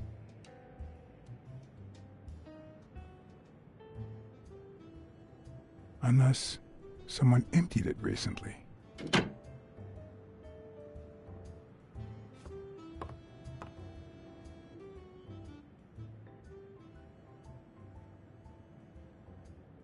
With people like O'Leary, you just never know. I didn't want to put Mary at risk. Why not take her a little something instead?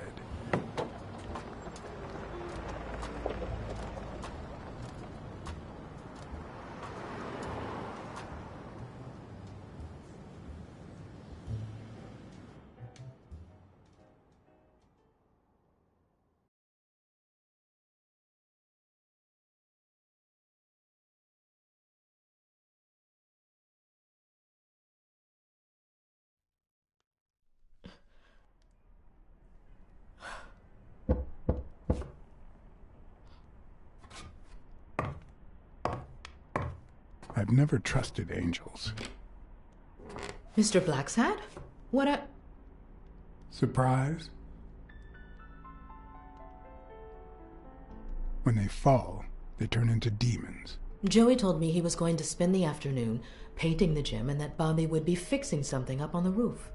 So, after I found the body and called the police, I went to Bobby's place, but he wasn't there.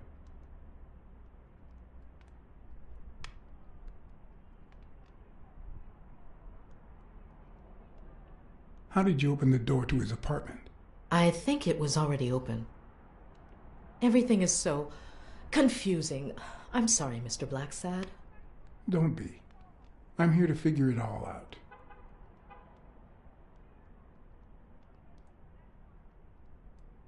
Do you realize you might be protecting a murderer? What? I'm not protecting anybody. Okay, I think it's time to set things straight.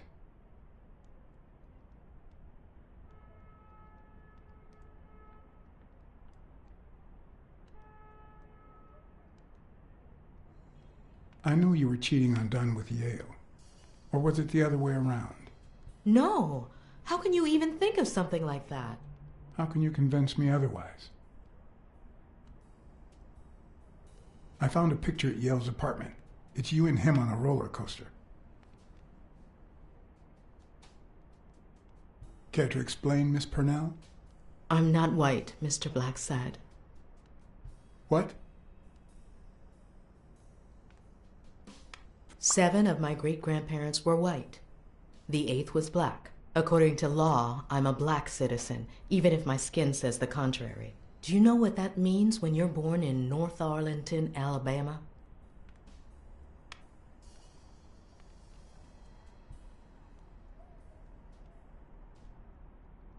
Segregated schools and a worse education for colored children.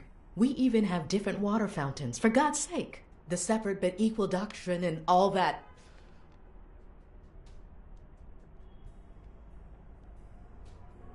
That crap. And all the lies. That's why I moved here. No one knows what color my great-grandparents were.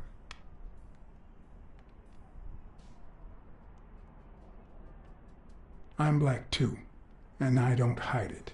Well, at least you're a man. In any case, what's that have to do with Bobby Yale? He's my nephew, Mr. BlackSad. Joe and I first started taking care of poor Bobby when my sister died. That was when he was almost 15. The three of us went on that trip to Luna Park. So this is where Joe Dunn comes in. Bobby was the only one who knew about me and Joey. We were afraid that someone would use my past to ruin his career. It's not the first time I hear that story.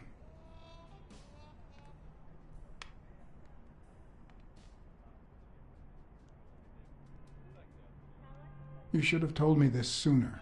I've been hiding it all my life. I'm sorry.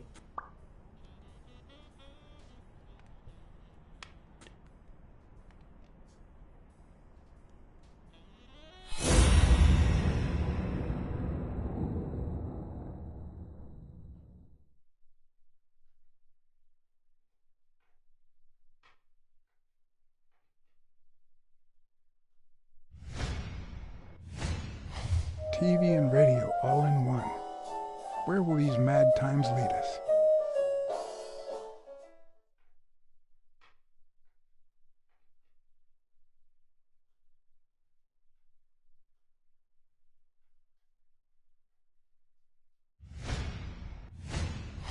Mary smells like...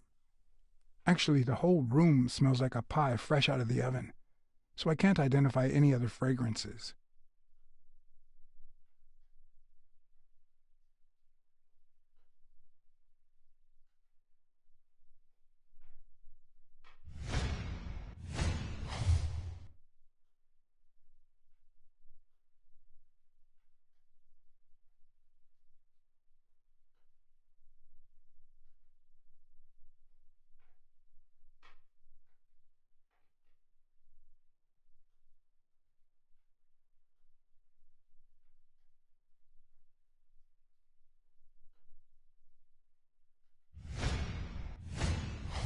Fresh out of the oven.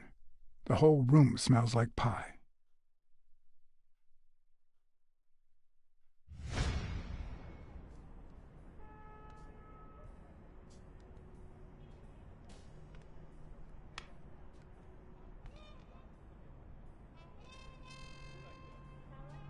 That cherry pie smells so good. I'm starting to get hungry. Thanks. I pulled it out of the oven right before you arrived. Oh, where are my manners? I'm the worst hostess in the world.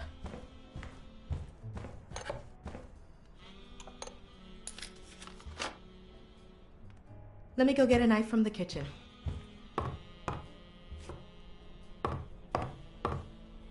And you must be thirsty. Let me see. OJ? Coffee? I'll take some coffee, thanks.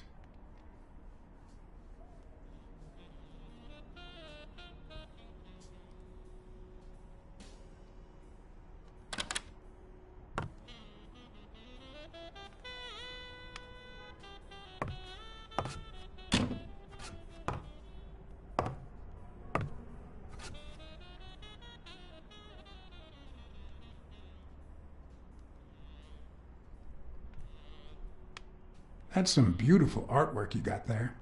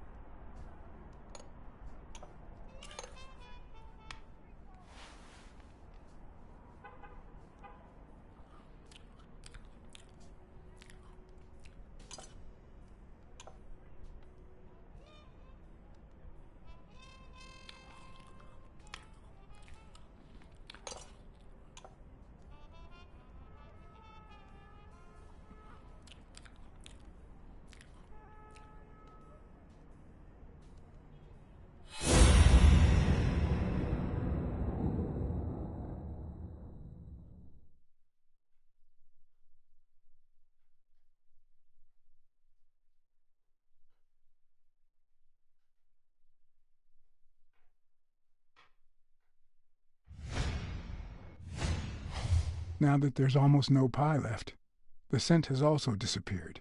Interesting. Now Mary smells like a huge dog. Mary, when are you going to stop lying? I know your nephew is here. I can smell him. What? No. I already told you I don't know where he is.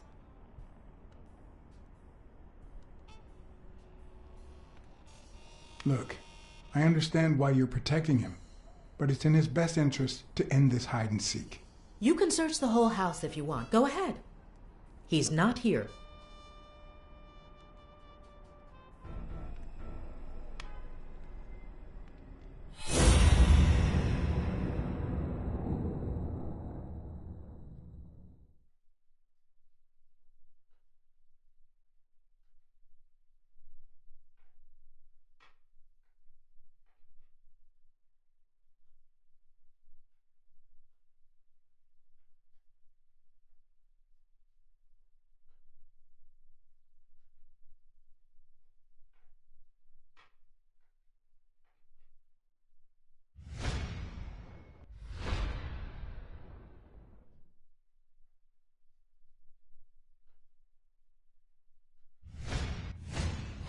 Wait a minute.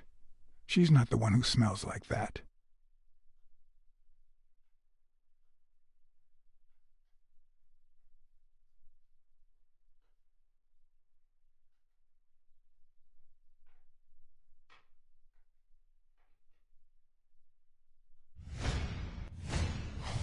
That's where Bobby Yale's scent is coming from. So, that's why you were sitting there. What? I don't know what you're talking about. Yes, you do. Could you step aside so I can check, please? Please go. Mary, for Christ's sake, put that knife down, would you? Leave or I'll...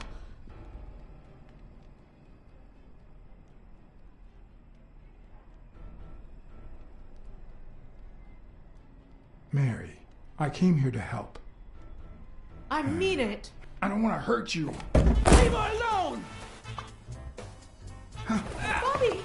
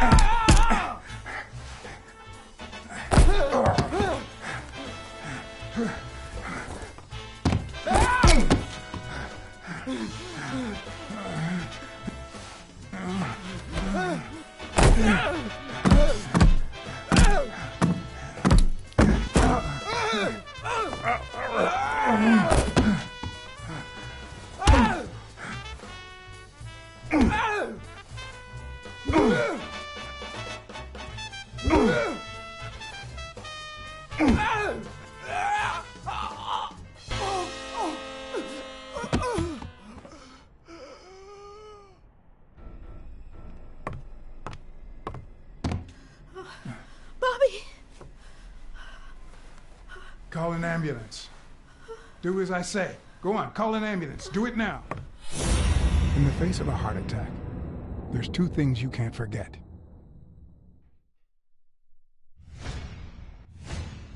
One, stay calm. Two, 1 chest compression per second. 1 Mississippi. 2 Mississippi. 3 Mississippi. 4 Mississippi. 5 Mississippi. Bobby. Oh, Bobby. Thank you, Bobby.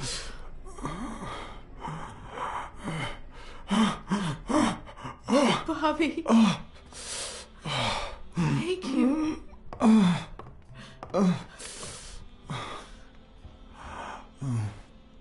I had lots of reasons to consider this a great day. I had investigated a suicide case. I had discovered that, in truth, we were dealing with a murder. I had found and captured the prime suspect. And I had saved a life.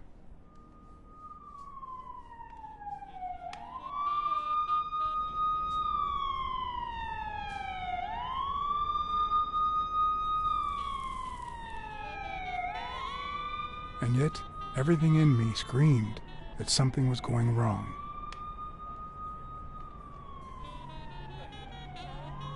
Terribly wrong.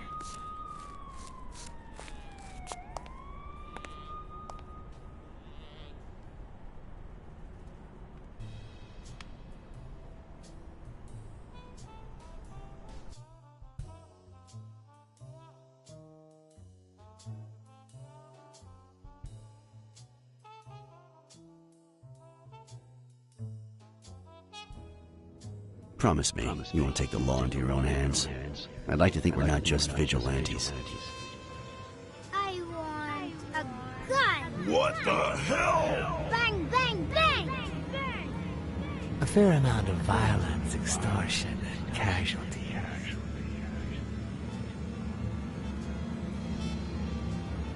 I hate detectives. Bang, bang, bang! You're dead meat, cat. That you, Smirnoff? You seem agitated. Nightmare?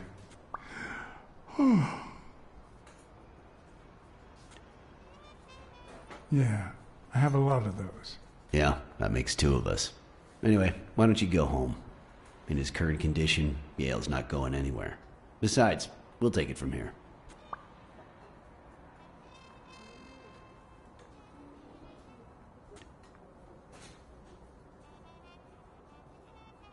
Thanks, but that won't be necessary. I can watch Yale on my own. No doubt.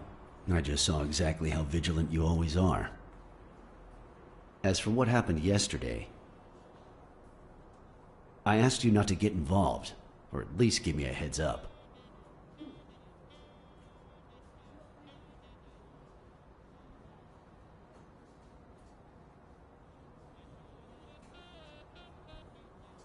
I didn't make any promises. Well, then I can't promise I'll give you any more information.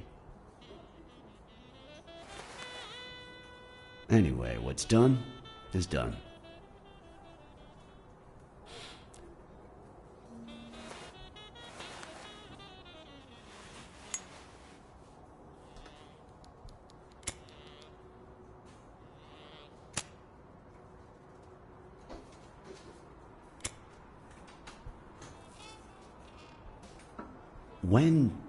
When exactly did you realize that he killed Dunn?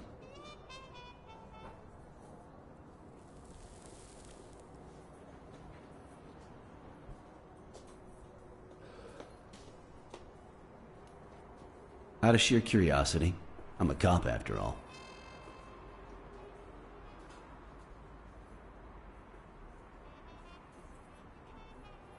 When I saw his picture with Mary at Luna Park, I just knew something was off.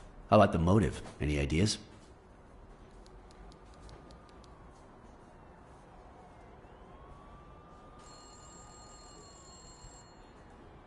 I know Dunn wanted to call the fight off after something Yale did, but I still don't know what. In any case, hopefully Yale will tell us more. Would you let me ask him some questions when he wakes up? I know you will, with or without my permission, so I'd rather not feel betrayed. In exchange, drop by the station when you can. Your investigation could really help my men. Who, by the way, must be waiting for me to interrogate Mary Purnell. Boy, she was hard to pry from Yale's side.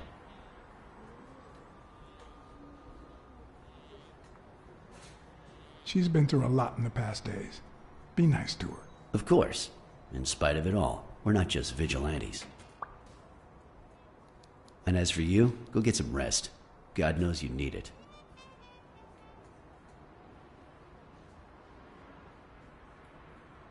I will. Thanks for the advice. Tell the nurses to look at that face of yours. You look like a film detective in his last scene. I'm afraid this film isn't over yet. For your sake, I hope you're wrong. You're in charge now, officer. Okay. I'll send you relief in 6 hours. Understood? Doctor. Who are... Oh, detective. Congratulations. You fared pretty well against that kid. Better than most would have. Now, if you'll excuse me.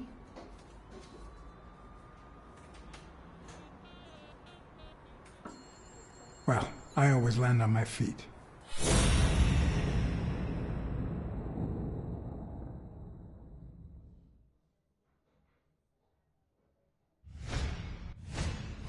We, as a society, simply don't trust reptiles. But that's not the real problem. The real problem is our extended belief that there's logic to that distrust, that it's natural and well-founded.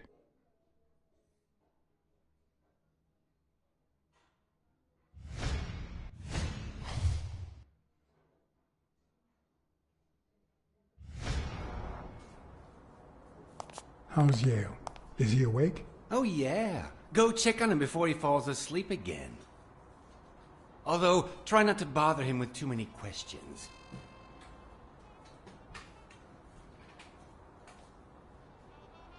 Will this have long-term effects on his health? It's too soon to tell. He did have a heart attack after all.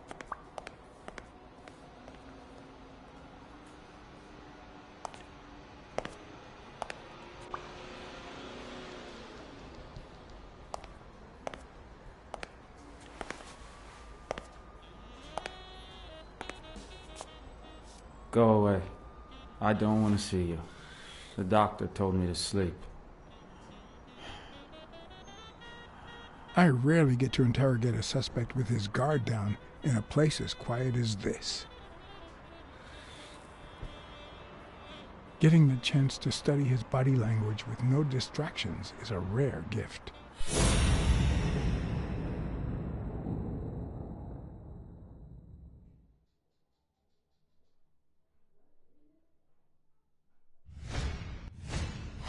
His heart rate is increasing. It could mean that he's lying, but it could also just be pure, unadulterated rage.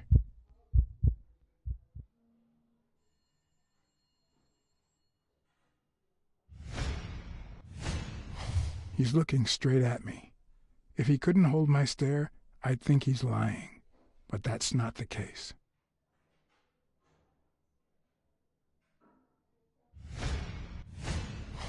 He's clenching his fist, a sign of contained anger. Clenched fist, fast heart rate, fixed stare. He feels some genuine rage towards me. I'm sorry you don't want to see me, but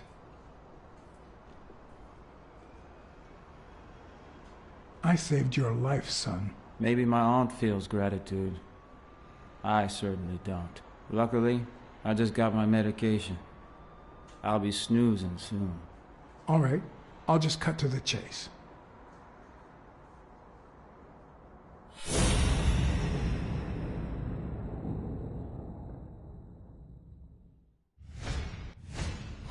Is he lying, or did his heart rate speed up out of rage?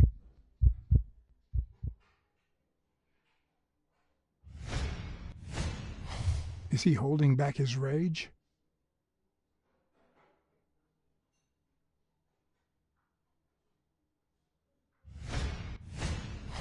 He can't look me in the eye. I'd say he's lying.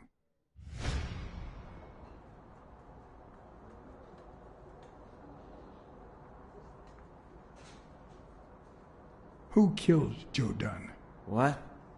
Are you trying to confuse me? Joe hanged himself.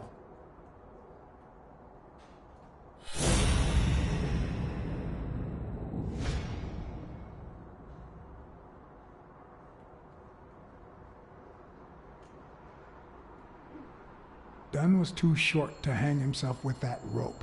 So, it's true? He was murdered.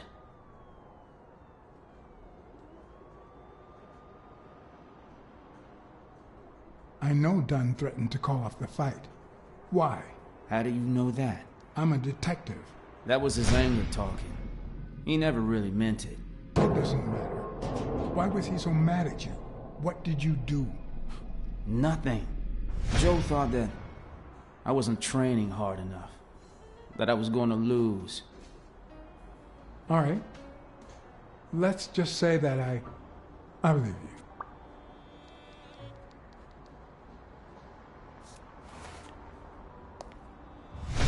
The murderer killed Dunn with a chest expander and planted evidence to make us believe it was suicide. But he also left enough clues behind to make sure we found the true murder weapon. Then he put the chest expander box in your locker to frame you. Do you know anyone that twisted and who also happens to have a motive? I don't know.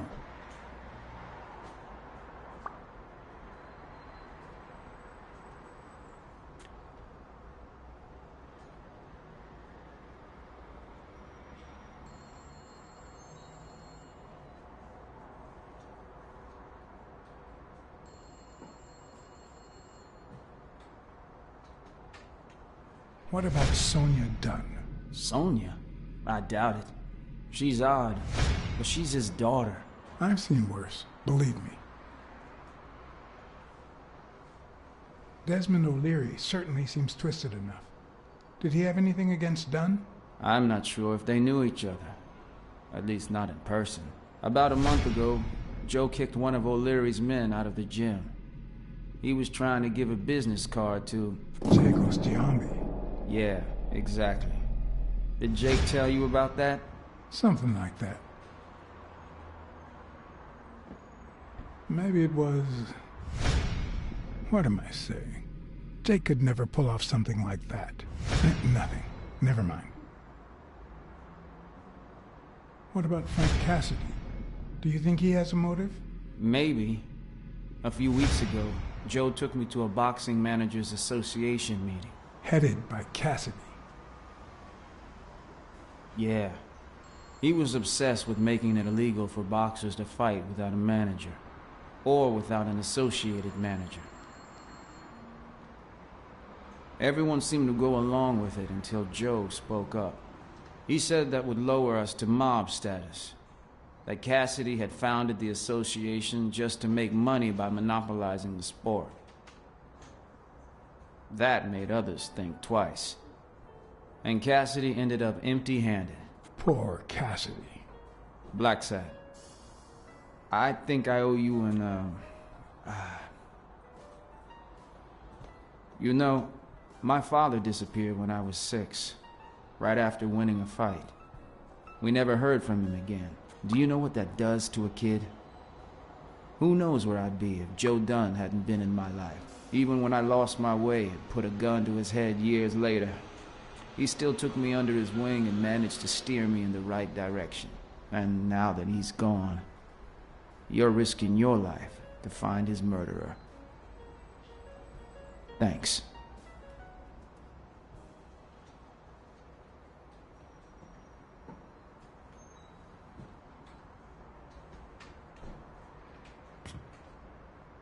You're welcome.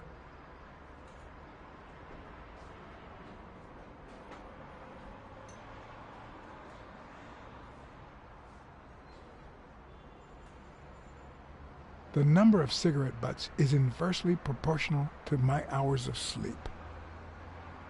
Ah, damn.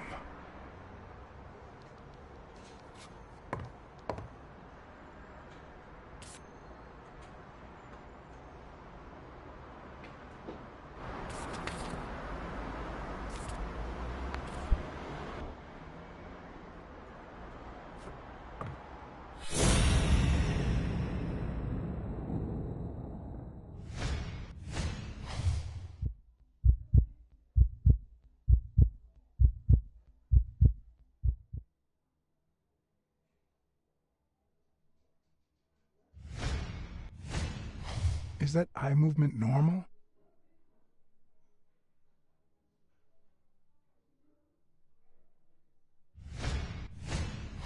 The hands say a lot about what's going on inside a person. He seems restless. Should I tell someone?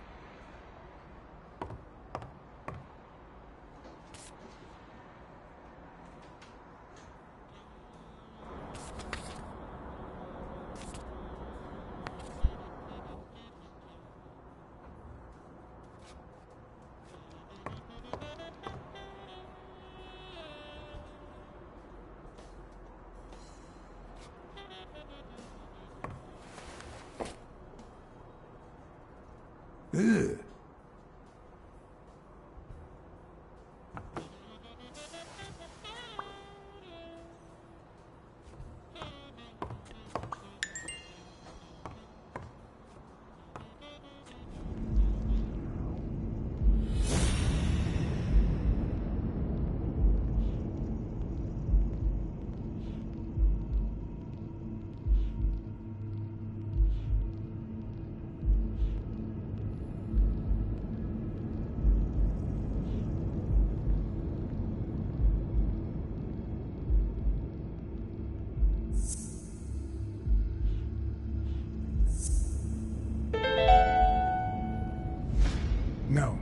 footprints don't match. If Yale killed Dunn, he did it without stepping in the paint, or in different shoes.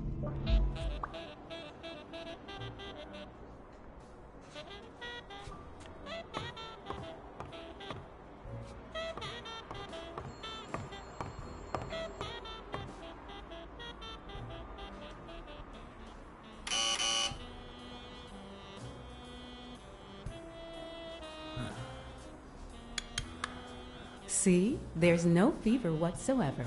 He must be having a nightmare. Are you sure? Wouldn't you have nightmares too, after what he went through yesterday? I know I sure wouldn't sleep. I have nightmares myself, but those go way back. Oh, the poor thing. Do you know what my nightmare is? It's that witch I have to work with. Oh. Good thing she's got trauma surgery at 12:30, but I wish it were a little sooner, you know? Anyway, thank you for letting me know, and for bringing him in. You don't know how excited I am to be involved in a criminal case. It might not be important, but I need to take a look at his medical report.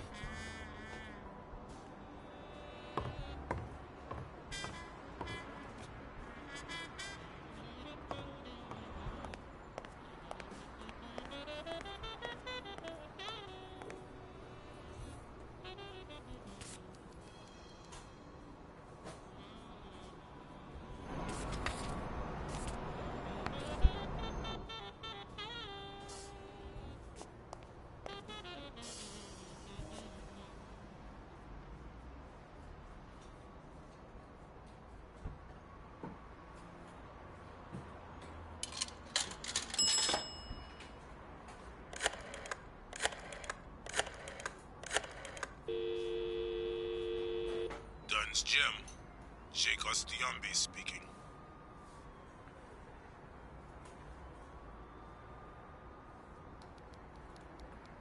Jake, it's BlackSad. I just wanted to... I have work to do, John. Call you later. Ronald, get on that ring!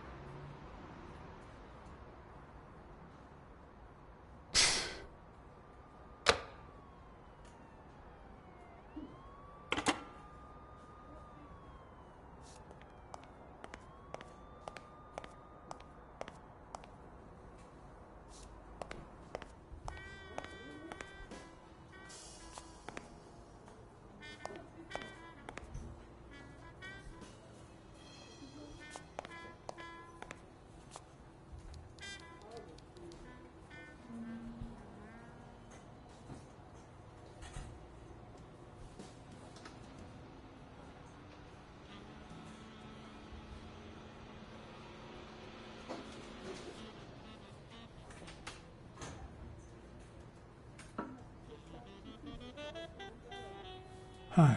You're awake, handsome?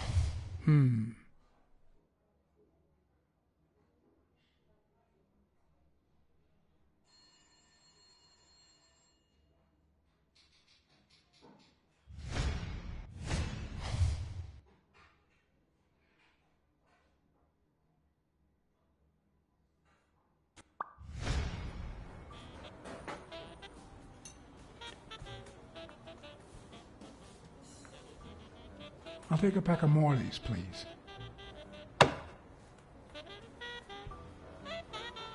Honey, get me a pack of Morleys for Mr. Hanson.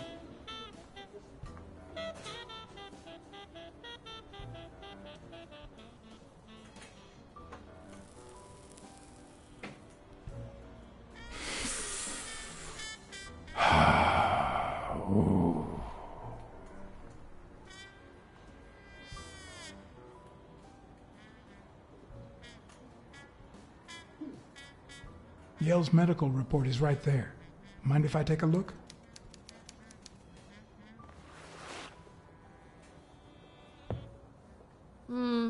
No, I don't think so, handsome.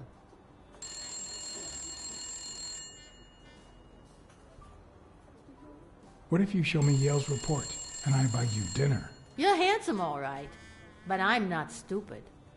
I won't be able to read Yale's medical report if she's around.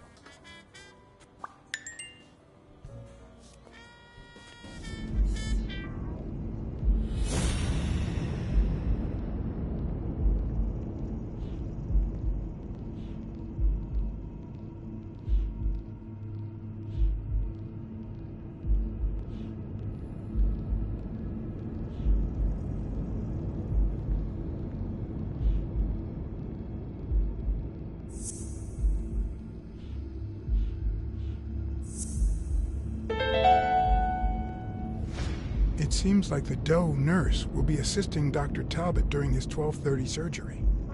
In 4 hours. Could I get them to operate any sooner?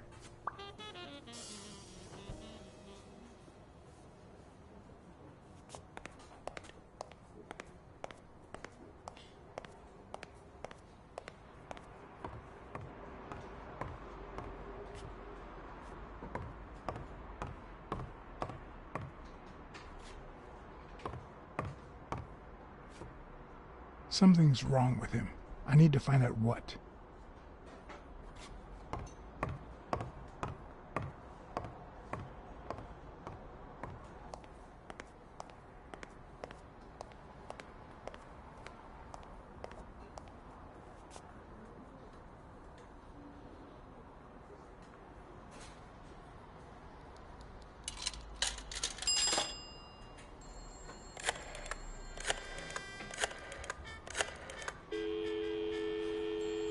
Trauma? Sherry speaking. Get Dr. Gregor Talbot, please. Yes, 1 minute. No, actually, Dr. Talbot won't be in until 12:30 according to my registry. Can I ask who's calling, please?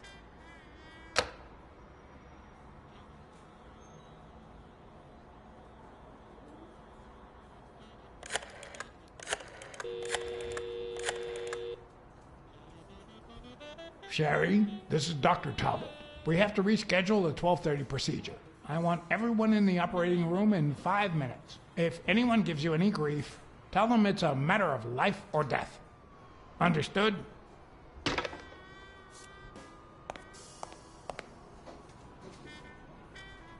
A matter of life and death, a matter of life and death. You gotta be kidding me. People.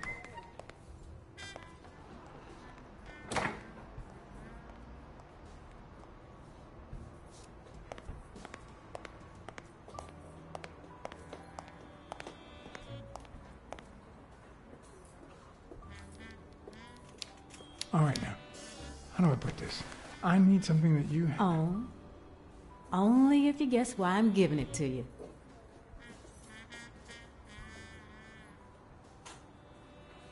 I think you just want to spite your fellow nurse. Well, aren't you smart? But be quick about it. You hear me, huh? If that witch comes back...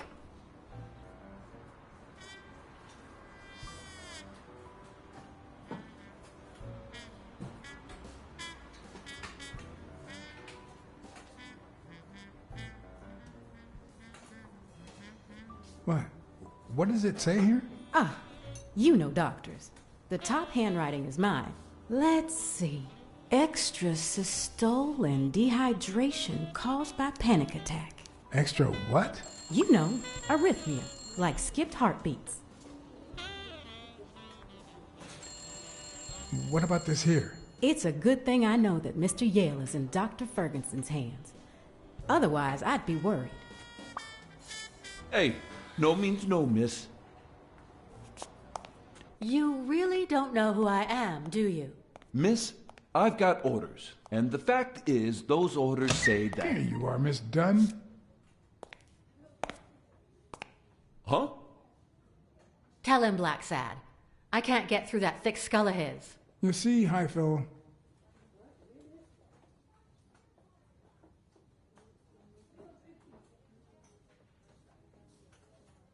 this is my wife, Jerry. I'll be damned. You didn't even say you were married. Well, future wife. Between you and me, I knew you'd settle down eventually. Just you wait. You'll even quit smoking with this one. All right, let her in, but don't do anything naughty. So now we're married.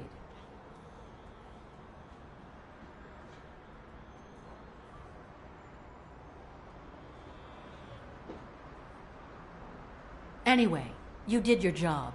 I'll send you a check the day after the fight. You can leave now.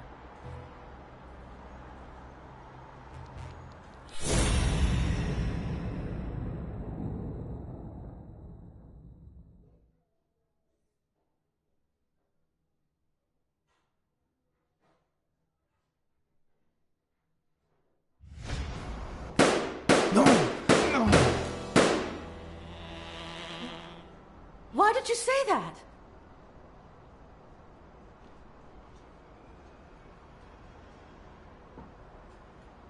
Anyway, you did your job. I'll send you a check the day after the fight. You can leave now.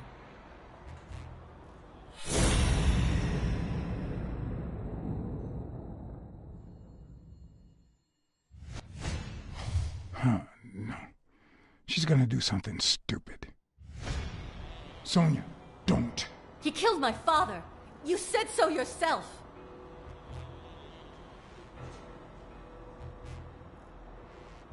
You can't take justice into your own hands. Believe me, it will haunt you as long as you live. He almost killed you in that floozy's apartment. How could he not be guilty?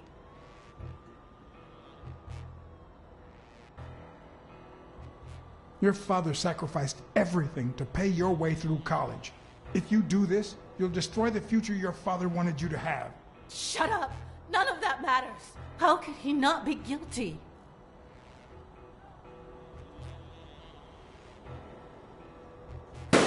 No! Why did you say that?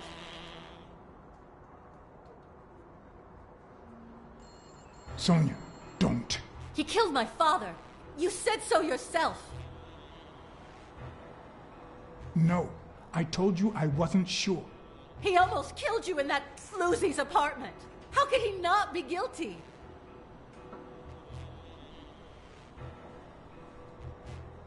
You can't take justice into your own hands. Believe me, it will haunt you as long as you live. Shut up! None of that matters. How could he not be guilty?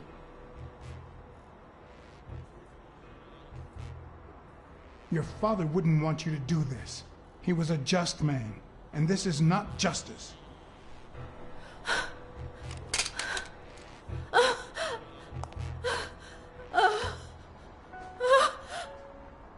Shh. It's okay.